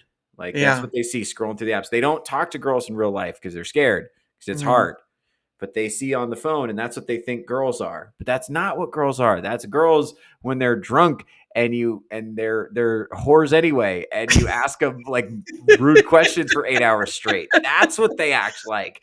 The fucking normal girls at like in your life, you know, Yeah. are not gonna be like that. They're Mhm. not. And if they and they're doing the same thing to the girls, by the way. My niece is 12 and Wow. she has content on her phone trying to convince her to hate men already at 12 years old. She got Mm. that and skincare. She was telling me she has wrinkles. And I was like, you're 12. You do not have wrinkles. Just because the phone said you have wrinkles doesn't mean you have wrinkles. Yeah. That's crazy. So and so it's like, so the girls are getting it too. So we both on both sides of the fence, that the phones are trying to make us hate each other. Mhm. So we got to fight that. And so that's what my show's about. Like I'm trying to get on the phone. I'm on the same phone, Yeah. And so I'm trying to be like, hey, don't Yeah. hate each other. So that's why I brought on Jasmine. Shout out to Jasmine. She's a cool chick. Nice. But yeah, she was a trooper. She came on my show, even though she knew she was coming into hostile territory. Let's see what we're looking. The hosts are hooking up with those girls that shows Girls. battle there. Yes, that's happening. That's Ugh, happening, and I it's gross. And what's crazy about it is they'll take the girls on and they'll be like, OnlyFans is bad, you're a whore, blah, I right? know, yeah. And then those girls will promote themselves, and all the guys they'll pay to Mhm. send super chats and be like, "You're a whore, fuck you," right? But then they'll go subscribe to the OnlyFans, so that's why the Yeah. girls go on there, and so they'll make a bunch of money from it. Wow, my girl's 13 and all she wants is skincare. Wow. Crazy to me. I heard, tell me, Barbie, tell me this is true. I heard that there's girls who are like 12, 13 years old who are getting retinol already. And for those of you that don't know, retinol is an anti-wrinkle cream. It's the best anti-wrinkle cream you can get over the counter. Yeah. That's what I heard. That's crazy to me because you're 13 years old. You don't have wrinkles. What do you mean you're getting anti-wrinkle cream at 13 years old? What the fuck? Yeah. It's like, what's crazy is like, I heard about, I don't know if you've seen this, these videos, Mm. all these very young women in their 20s have more Botox than women in their 40s, Hmm. which is crazy. Like, what are you guys doing? What Yeah. is doing? I think what it is they're on the phone all the time. We're taking so many pictures of ourselves, and you're looking at it in the front facing camera, which Yeah. actually distorts your face. That's not really what your face looks like. Yeah. And you're not supposed to take like 1,000 pictures of your face every single day.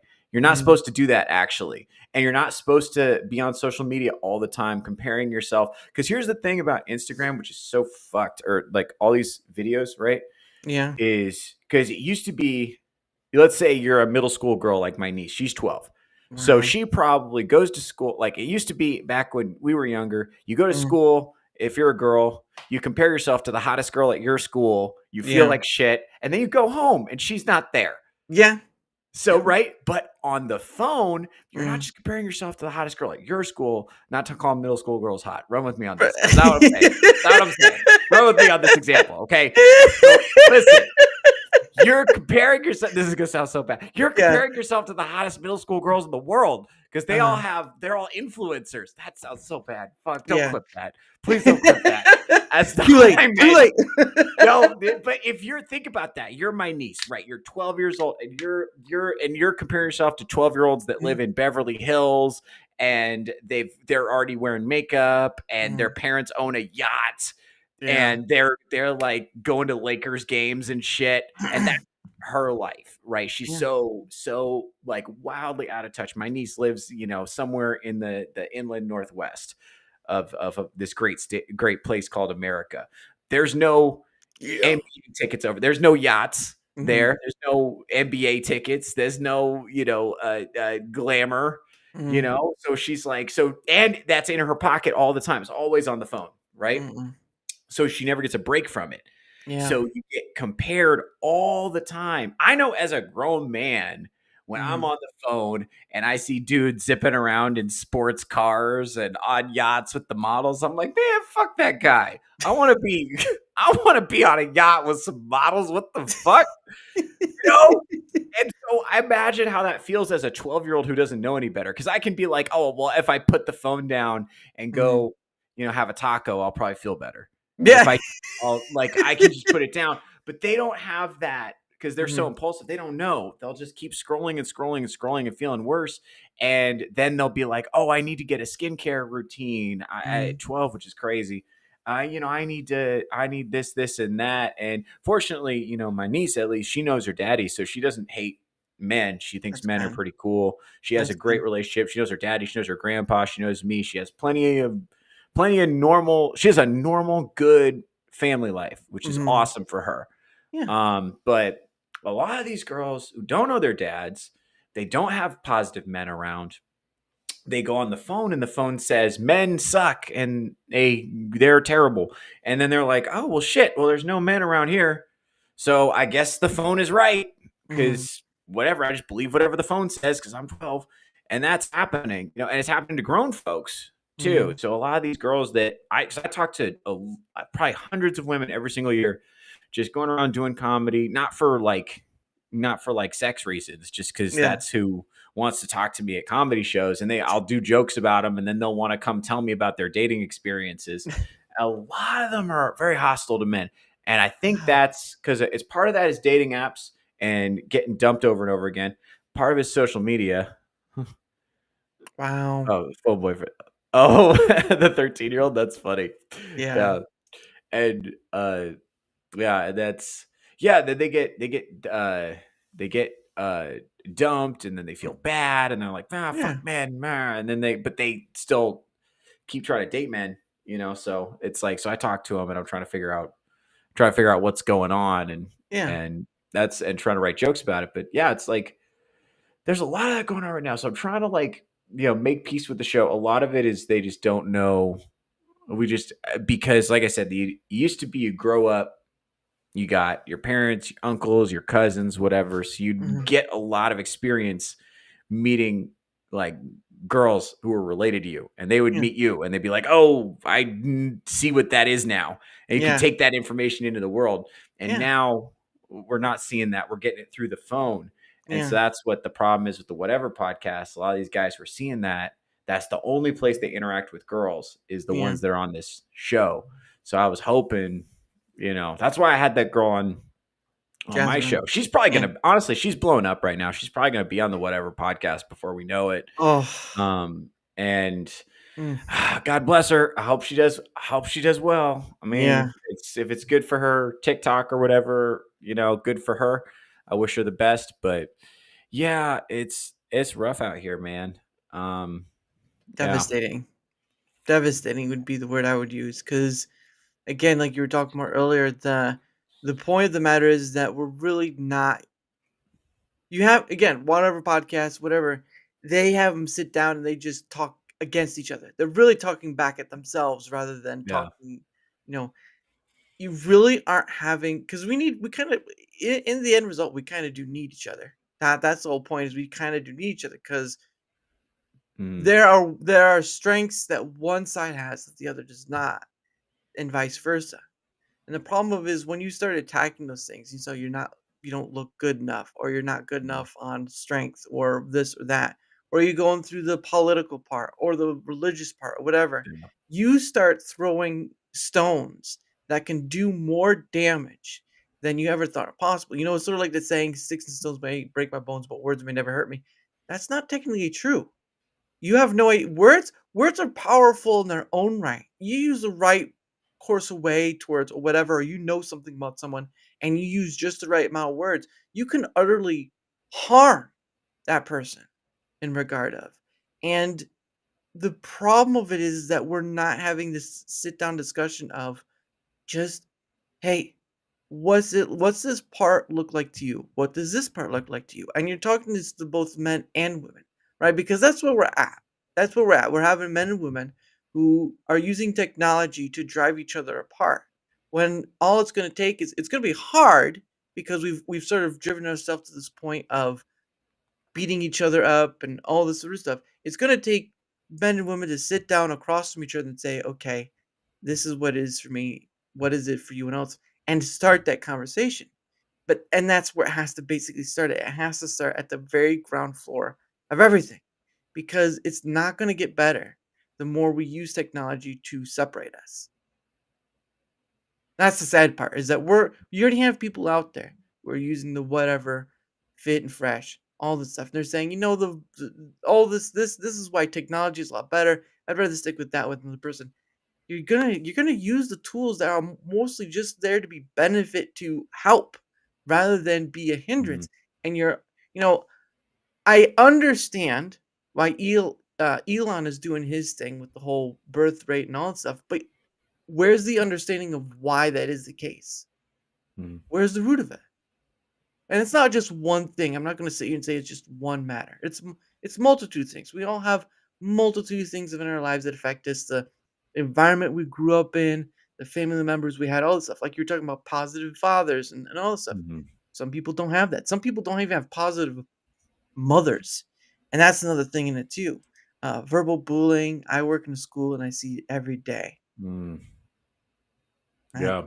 I That's so I was thinking about this today, and I used to think the problem was we had to get men and women liking each other. And I do mm, think that's part of it. But I yeah. actually think what it is family breakdown Hmm. more so. I think it's like we got to get families together and staying together and liking each other, and not just mom and dad. I think you need mom and dad, you need grandma, you need grandpa, you need uncles, you need Hmm. people all hanging out together in communities who actually like each other. Mm. Also, you think I actually that biowarfare killing libido, I think there's something to that. I also think the food we're eating is not good for us, Yeah.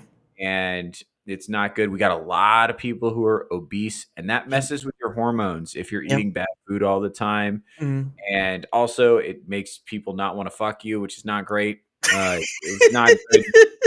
Not good. Yeah. And Hey, and you yeah, went right for that. You went yeah, right in there. yeah, yeah. Yeah, we got to think like, okay, so it's got all these people growing up. They Mhm. don't know. They're estranged from one or both their parents. There's this huge trend among the millennial generation. It's going to the Gen Z generation of cutting off your parents if you don't like them. And I understand if your parents are assholes, whatever. Yeah. But it shouldn't be. It should be like that the goal should be that we have a ton of families that get along and are intact and care about just Yeah. not just the people in their family, but the people who are their neighbors, and we're all Yeah. getting along together. And I think Mhm. it's a whole uh Network. relationship problem. We Yeah. got we got a bunch of people who are very isolated and hanging Mhm. out on their own, Mhm. and they're consuming the world through the phone, Yeah. and they're getting bad information because the phone is selecting for what's going to make you angry and scared, because it's Mhm. going to keep you scrolling, right? And so, but if you're angry and scared, you don't go outside. This is why my show is called Touch Grass with Theo Snodgrass, because Yeah. I'm trying to encourage people. You know what? Even if you're watching my show, when my show is over, the second it's over, the second Daramouthe show is over, turn it off, go outside, get some sunshine, go talk to people. I promise. This is what I always say to the guys on the show. There's one guy, he doesn't watch my show as much anymore because he's always out because he found a girl to actually date, and I was so proud of him for that. Yeah. Actually go out there and talk to girls in the wild. Some of them are mean, but a Yep. lot of them are nice too.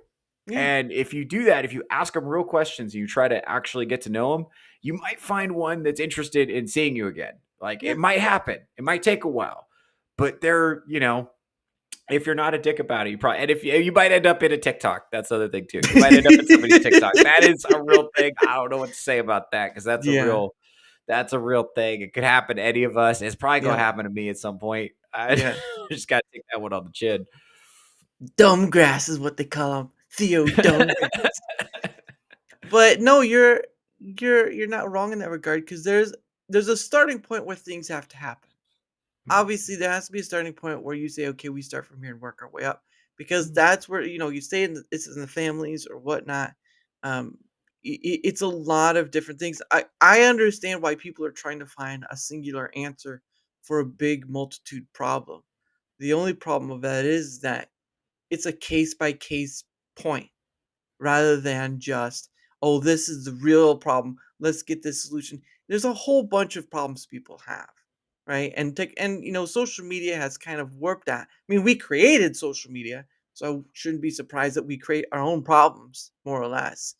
But again, just kind of flip what you're talking about, the throwing and seeing the world through the social media. I will say, if it wasn't for this, I wouldn't know that. You've probably heard on a not a political note, but just kind of touching the area. You've probably heard the stories about South Africa and the Mhm. Boers and all that stuff and them being killed or whatnot.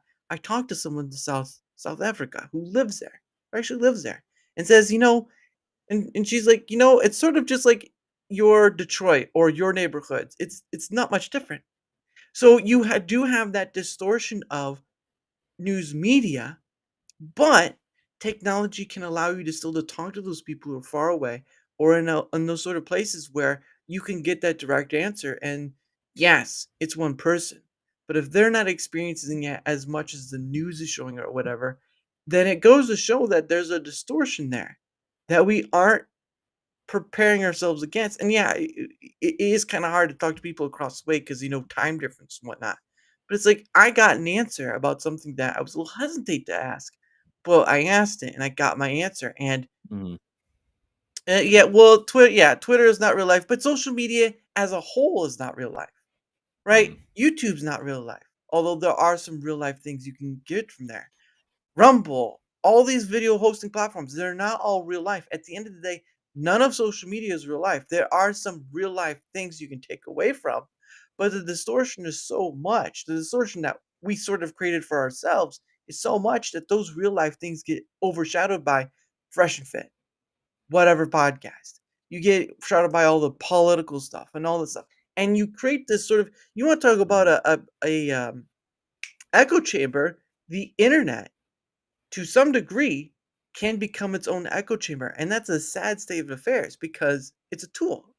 Like with Mhm. anything else we create, it's a tool, but we take it in the wrong direction, and it's just something that's not you can't prevent. You just have Yeah. to learn how to deal with it. Just like someone who has kids and every parent it's a funny thing, right? You and I were once a kid long ago, right? Our environments were different, all that stuff, different areas. And yet we will learn from that came to this point for us. And yet as adults, we're trying to better learn through conversating, through comedy, all sorts of stuff to kind of better ourselves because what was then of what was learned at that time, it's just not. It's opening your horizons of trying to get past your own bias because that's what we do. We're humans. We have biases. It's okay to admit that. I have a bias. Theo has a bias, um, or a bass, whichever you want to call it. Yeah. But the problem of it is that doing these things with the conversational aspect help us get beyond those points of being stuck in those echo chambers, which is, more or less either in real life or on social media. Being able to break upon that is a chain that I don't think people understand they have. And it's not their fault to some degree. I mean, again, you grow up in environments, the schools you go to, the people you know, the family members, all that stuff.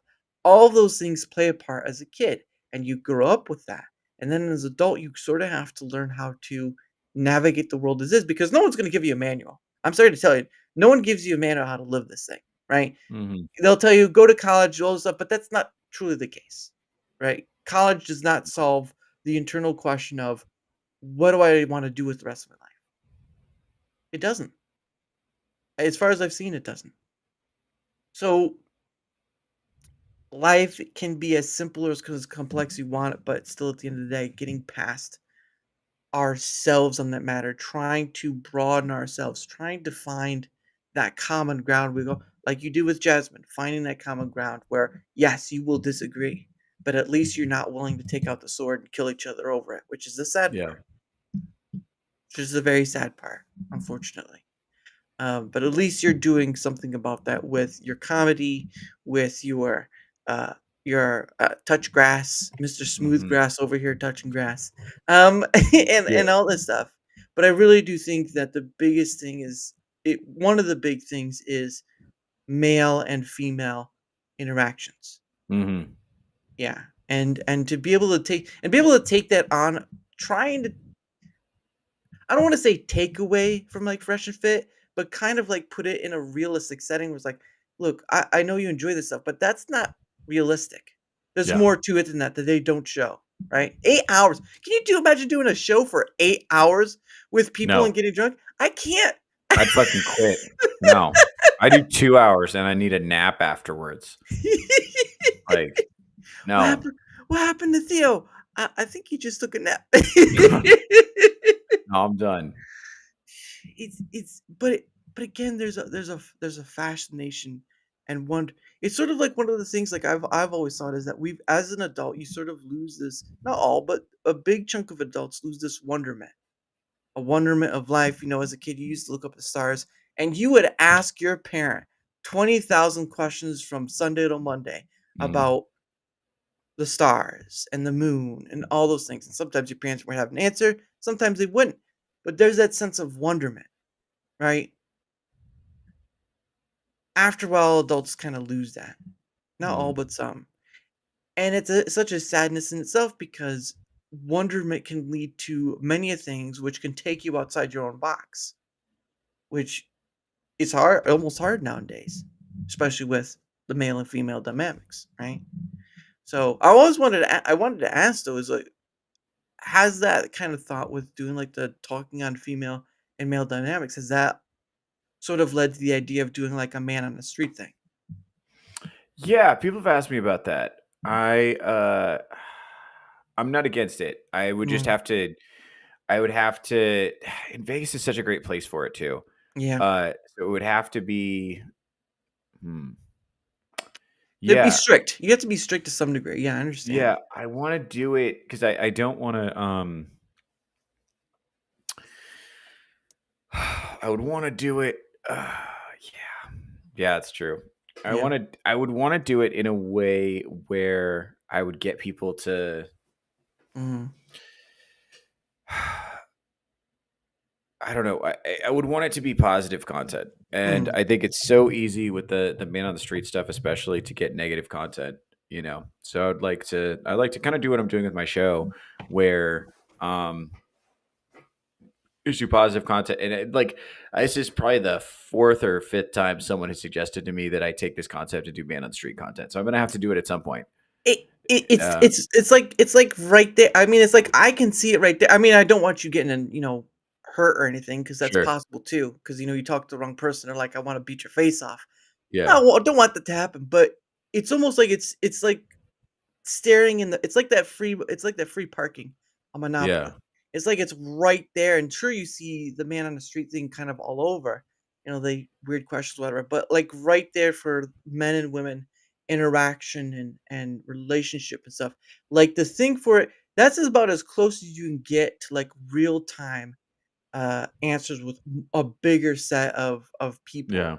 Um and I'm not saying, it's again, it's a personal thing. You have to kind of figure out how to the logistics and stuff. But I think at the end of the day, though, if it's right there and it's basically asking you, follow me, take this path.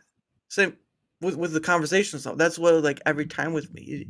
I can't let this up because there's so much limitless potential here. And with male and female interaction, there's limitless potential there. Mhm. Limitless potential, and that's fascinating itself.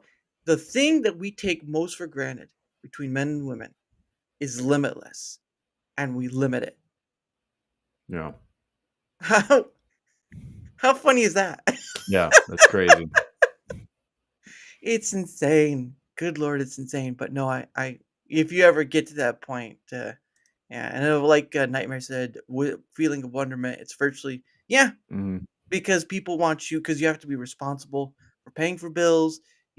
People want to find out where you're going to go with life. There's a certain point in life where people just stop thinking you exist at a certain point Mhm. because you're not the kid anymore. You're not Yeah. the new slate. You are someone else, too old or whatever. And I feel more sorry for people who have to end up in retirement homes because these people are almost they're literally forgotten.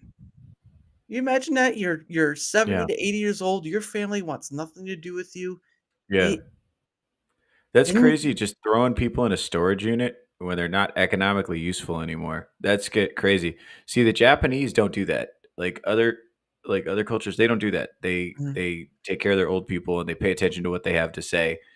And I hate the idea that we just here, just go be over there with the other old people so I don't have to look at you.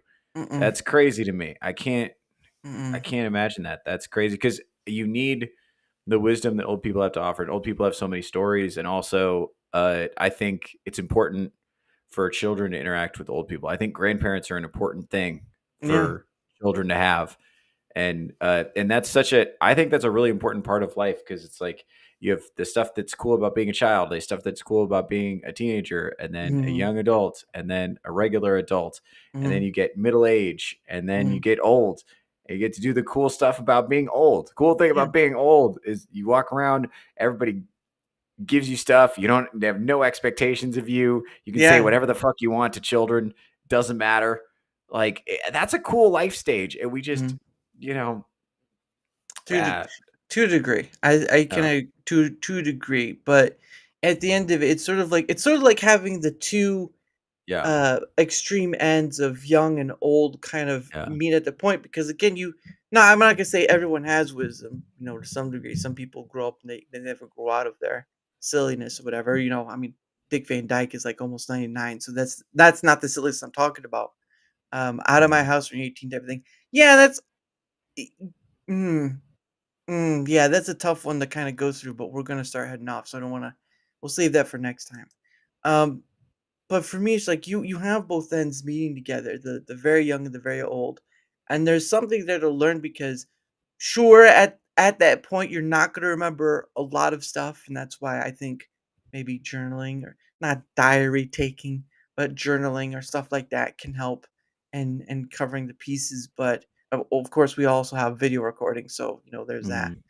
But at the end of the day, though, I do think that there's something to be learned, and there's something to be in wonder of, and there's something to at least take a moment to kinda just breathe on because we're in a fast-paced world, and part of it is our jobs, part of it is because of all of the other things around us, the internet and whatnot, and these tools are essentially made to help make life a little better, but they seem to turn into things, not always, but sometimes, where they're more of an entrapment than a benefit. Yeah. And again, we're human beings. We're not always gonna have everything a benefit because we kinda create our own problems right in front of our face. Mhm. But regardless, we'll get to that. We'll most likely get to another time. But anyway, it is getting to the top of the hour, so we're gonna start heading out. But before we do that, we're gonna start doing the moding and all that stuff, and then we'll do a few things more, and that'll be it. So, if you want to, as the kids would say, promote yourself, good sir, the floor is yours. Excellent. Well, just a reminder, my name is Theo Snodgrass. I'm a comedian podcaster out here in Las Vegas, Nevada. I Mhm, do a little show called Touch Grass with Theo Snodgrass, 11 a.m. Pacific Standard Time every Saturday. Go ahead and mhm, check that out. That's on YouTube, Rumble, Twitch, Kick, X, Facebook, wherever you want to catch it. mhm. If you want to see all the cool places I'm doing live comedy, like I'm going to be at Buck's Tavern out here in Las Vegas, Nevada on the 9th. I'm going to Ooh, be at the C3 Lounge on the 10th, and I'm going to be at Wise Guys Comedy Club in Salt Lake City on the 12th of this month, just to name a few. If you want to keep track of all that, if you want to see all the stuff I post online, follow me on YouTube, follow me on X, mhm. follow me on Instagram, follow me on Rumble. Yeah, keep track of me. Follow everything in the link tree. Buy something from the merch store if you're feeling squirrely. Yeah. He's what he's really saying is buy my stuff. Yes. Buy my stuff. Yes. Oh, Buy subscribe to the Patreon if you want to get some cool stuff. We got some cool stuff on there. We're about to put some more content on there. Very exciting. I got some stuff to roll nice. out pretty soon. So, yeah, Nice. we got good stuff on there. Also, dashboard says LV rep. Yeah. He says he's not far from you. So, because yeah, a dashboard lives in Arizona. So Oh, there's excellent. that. But yeah, just his link tree is down on both ends, both Rumble and YouTube. So that's where I stream. So if you want to see what else he has up, just give it a look. And if he's worth a follow, why not? Why not? I've always been trying, I've always tried to be the one, because you have some content creators say go follow this person, but I'd rather whatever the person is or they're doing or they're creating, I'd rather that be the selling point or the the point that draws people into them because if you're telling someone to follow someone, it really is sort of an empty follow to a sort of Hmm. degree. People choose, but they don't choose if that makes sense. Like they just choose you because hey, that guy, whoever they were, just told you to go follow, and you probably never have that person come back again. So it's best if the individual kind of earns it through their works rather than just hey, go follow that person. Eh. But anyway, for my end of things, whether you're on the Rumble side or the YouTube side, doesn't matter which one. I stream to both. If you wouldn't mind leaving a like, sharing the content, leaving a comment or follow, anything that helps with the engagement factor. I almost messed that one up. Uh, engagement factor uh, not only helps in being seen more, like all content creators want to be, but it also helps in having other people on like uh like Theo, like Iron Oxide, like Scream Queen Celine. It's a mouthful with that one. Like Dermy Wormy, like so many other people. At the end of the day, I do this thing because there are so many people, creator or not, just to get to talk to. And like we talked about Mm. with your stuff with comedy, there's so many people on the ground floor that have so much to say, and to be able to share a moment with them to just have those conversations, whatever it may be about. Sometimes there may be a little too much TMI, you know what I'm saying? Mhm. But Yeah. sir, I think you need to put that back in your pocket. Um, but at the end of the day, it's about connection and conversation. That's what DaraChat has always been, and that's what it will always be. Because at the end of the day, this library of humanity is limitless, and it's wonderful, and it can be a little downer sometimes, but at the end of the day, that's why I'm here to do it. So thank you for that. And of course, hold on, I gotta get where is it at? I had my link. Where was it at? Again, I have a link down below, my own link tree as well. You can go there. I have a Twitter X link in there, email in there. Um, I have a Discord link, but it's mostly just for DMing. I don't have a server. I only have so much mental bandwidth. I have a full-time job. I'm not gonna build a server. I'm sorry. But again, you could find me at those places. And of course, the YouTube and Rumble link are in there too, because I only stream to both those places. So there's that. And of course, like I said earlier, I am part of the Proton Partner Program. Uh, this one is just about the Proton Mail. Great for helping with spam email. Great with you can use alias emails so that you don't have to use your actual email when you sign up for something, and then you can just turn that off if you want to. It also is that they don't scan your email box, whatever, for targeted ads and whatnot. There are no ads with Proton. You can use a free account and won't have to deal with that. At the end of the day, I promote it because I use it. And like, I don't know if you remember Billy Mays from OxyClean, the real TV commercials you see, Billy Mhm. Mays here and all that other stuff. Yeah. There's one point he said, I won't promote a product I don't use. And I use Proton Mail, and some other stuff, Proton Mail. And I really think that should be a thing because, like, you get a lot of people who sell stuff they don't ever use, and it's Mhm. just to make money. I understand it's a business out there as well, but people people will trust on you, and if you're just trying to sell them a quick buck, it doesn't end well. So give it a look. There's a free account, or you can do paid for, which has a little more. At the end of the day, it's up to you, but I promote it for the benefits for you guys. So there you go.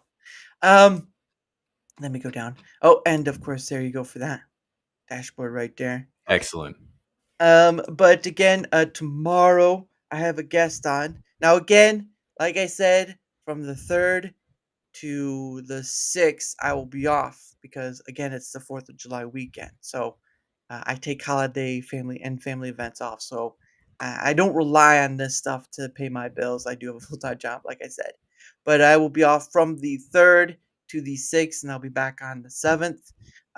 But tomorrow, I have had a gentleman on I've had on before. His name is Tooth Entertainment. Now, I had to change the time because he can't come at 7 like originally planned. So it will be at 8 p.m. Eastern. So tomorrow, 8 p.m. Eastern, the Tooth Man will be on again. It's probably like his third or fourth time. I have to look it up. His name it's actually Tooth Entertainment, but I call him Tooth Man just because. So there's that. But he actually funny story is that he actually starred in the movie Machete. Hmm. Yeah. So I've gotten to talk to some celebrities That's pretty cool. to some degree by accident. I didn't even know. I was like, wait, you were in a movie once? That's great.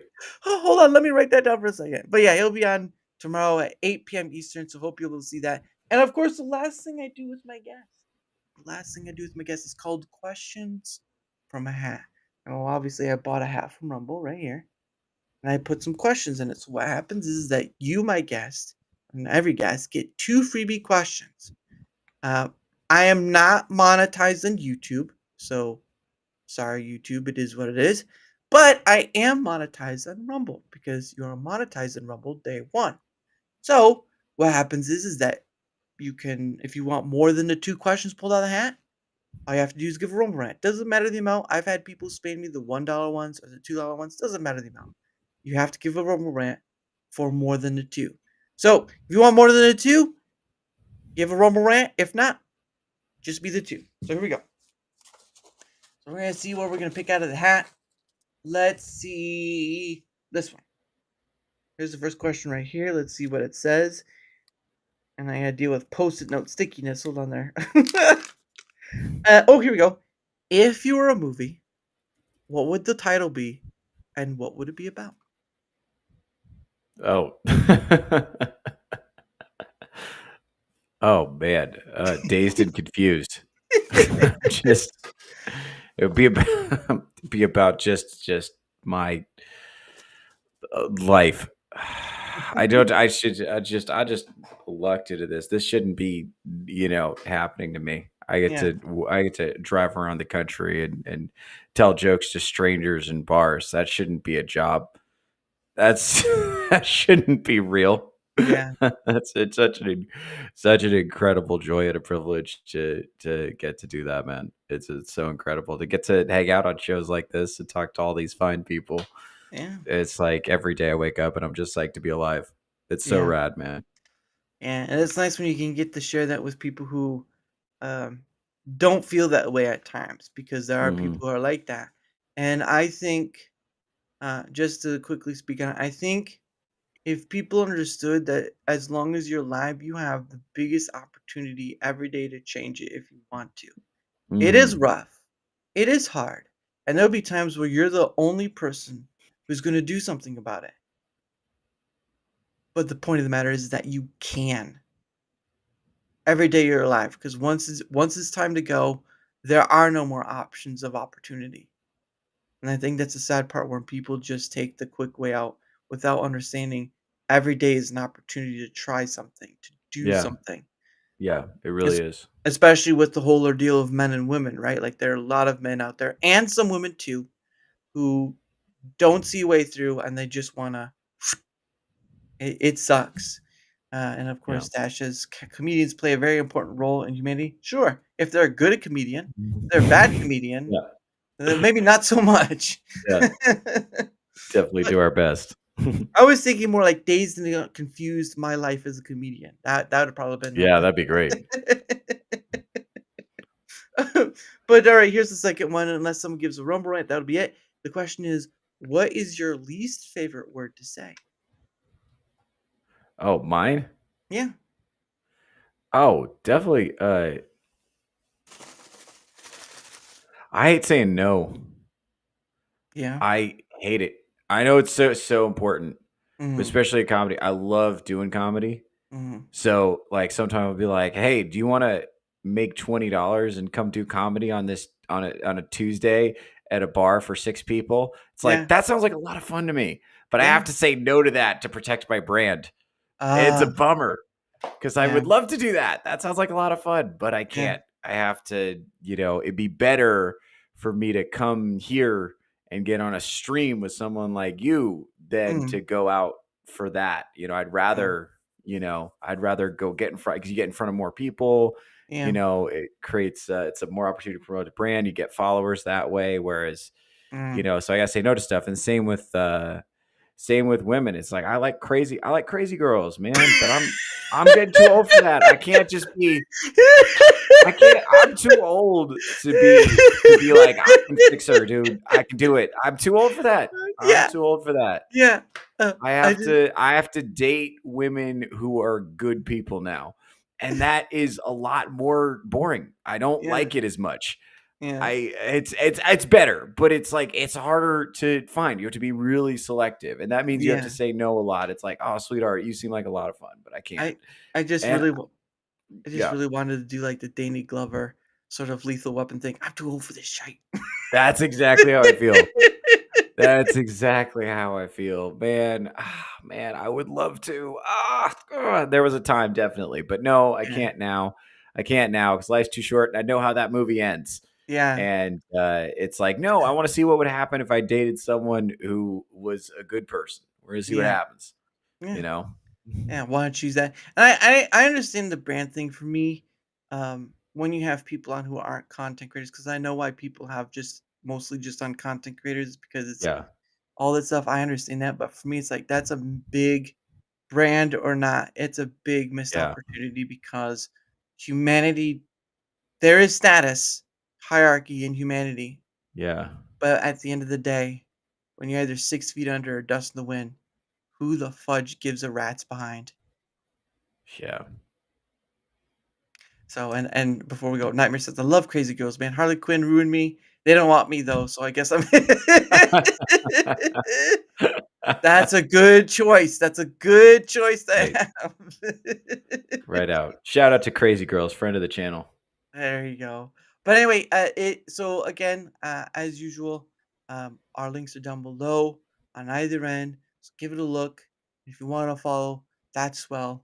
Thank you all for being here in the chat. Of course, thank you, Theo, for being here. I know you just got back from a trip and you would probably want to take a slip slide onto the pillows.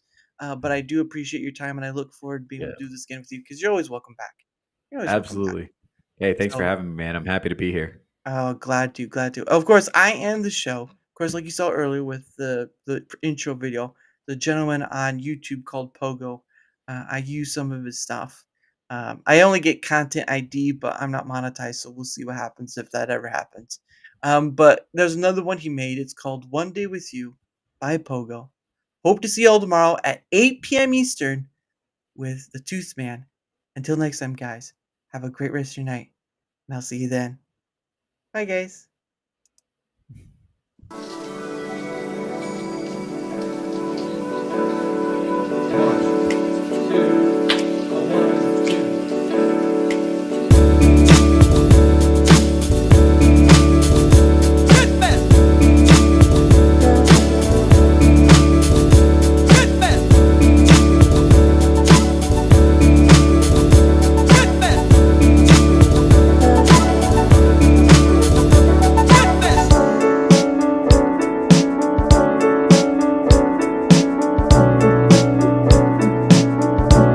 Okay, here we go.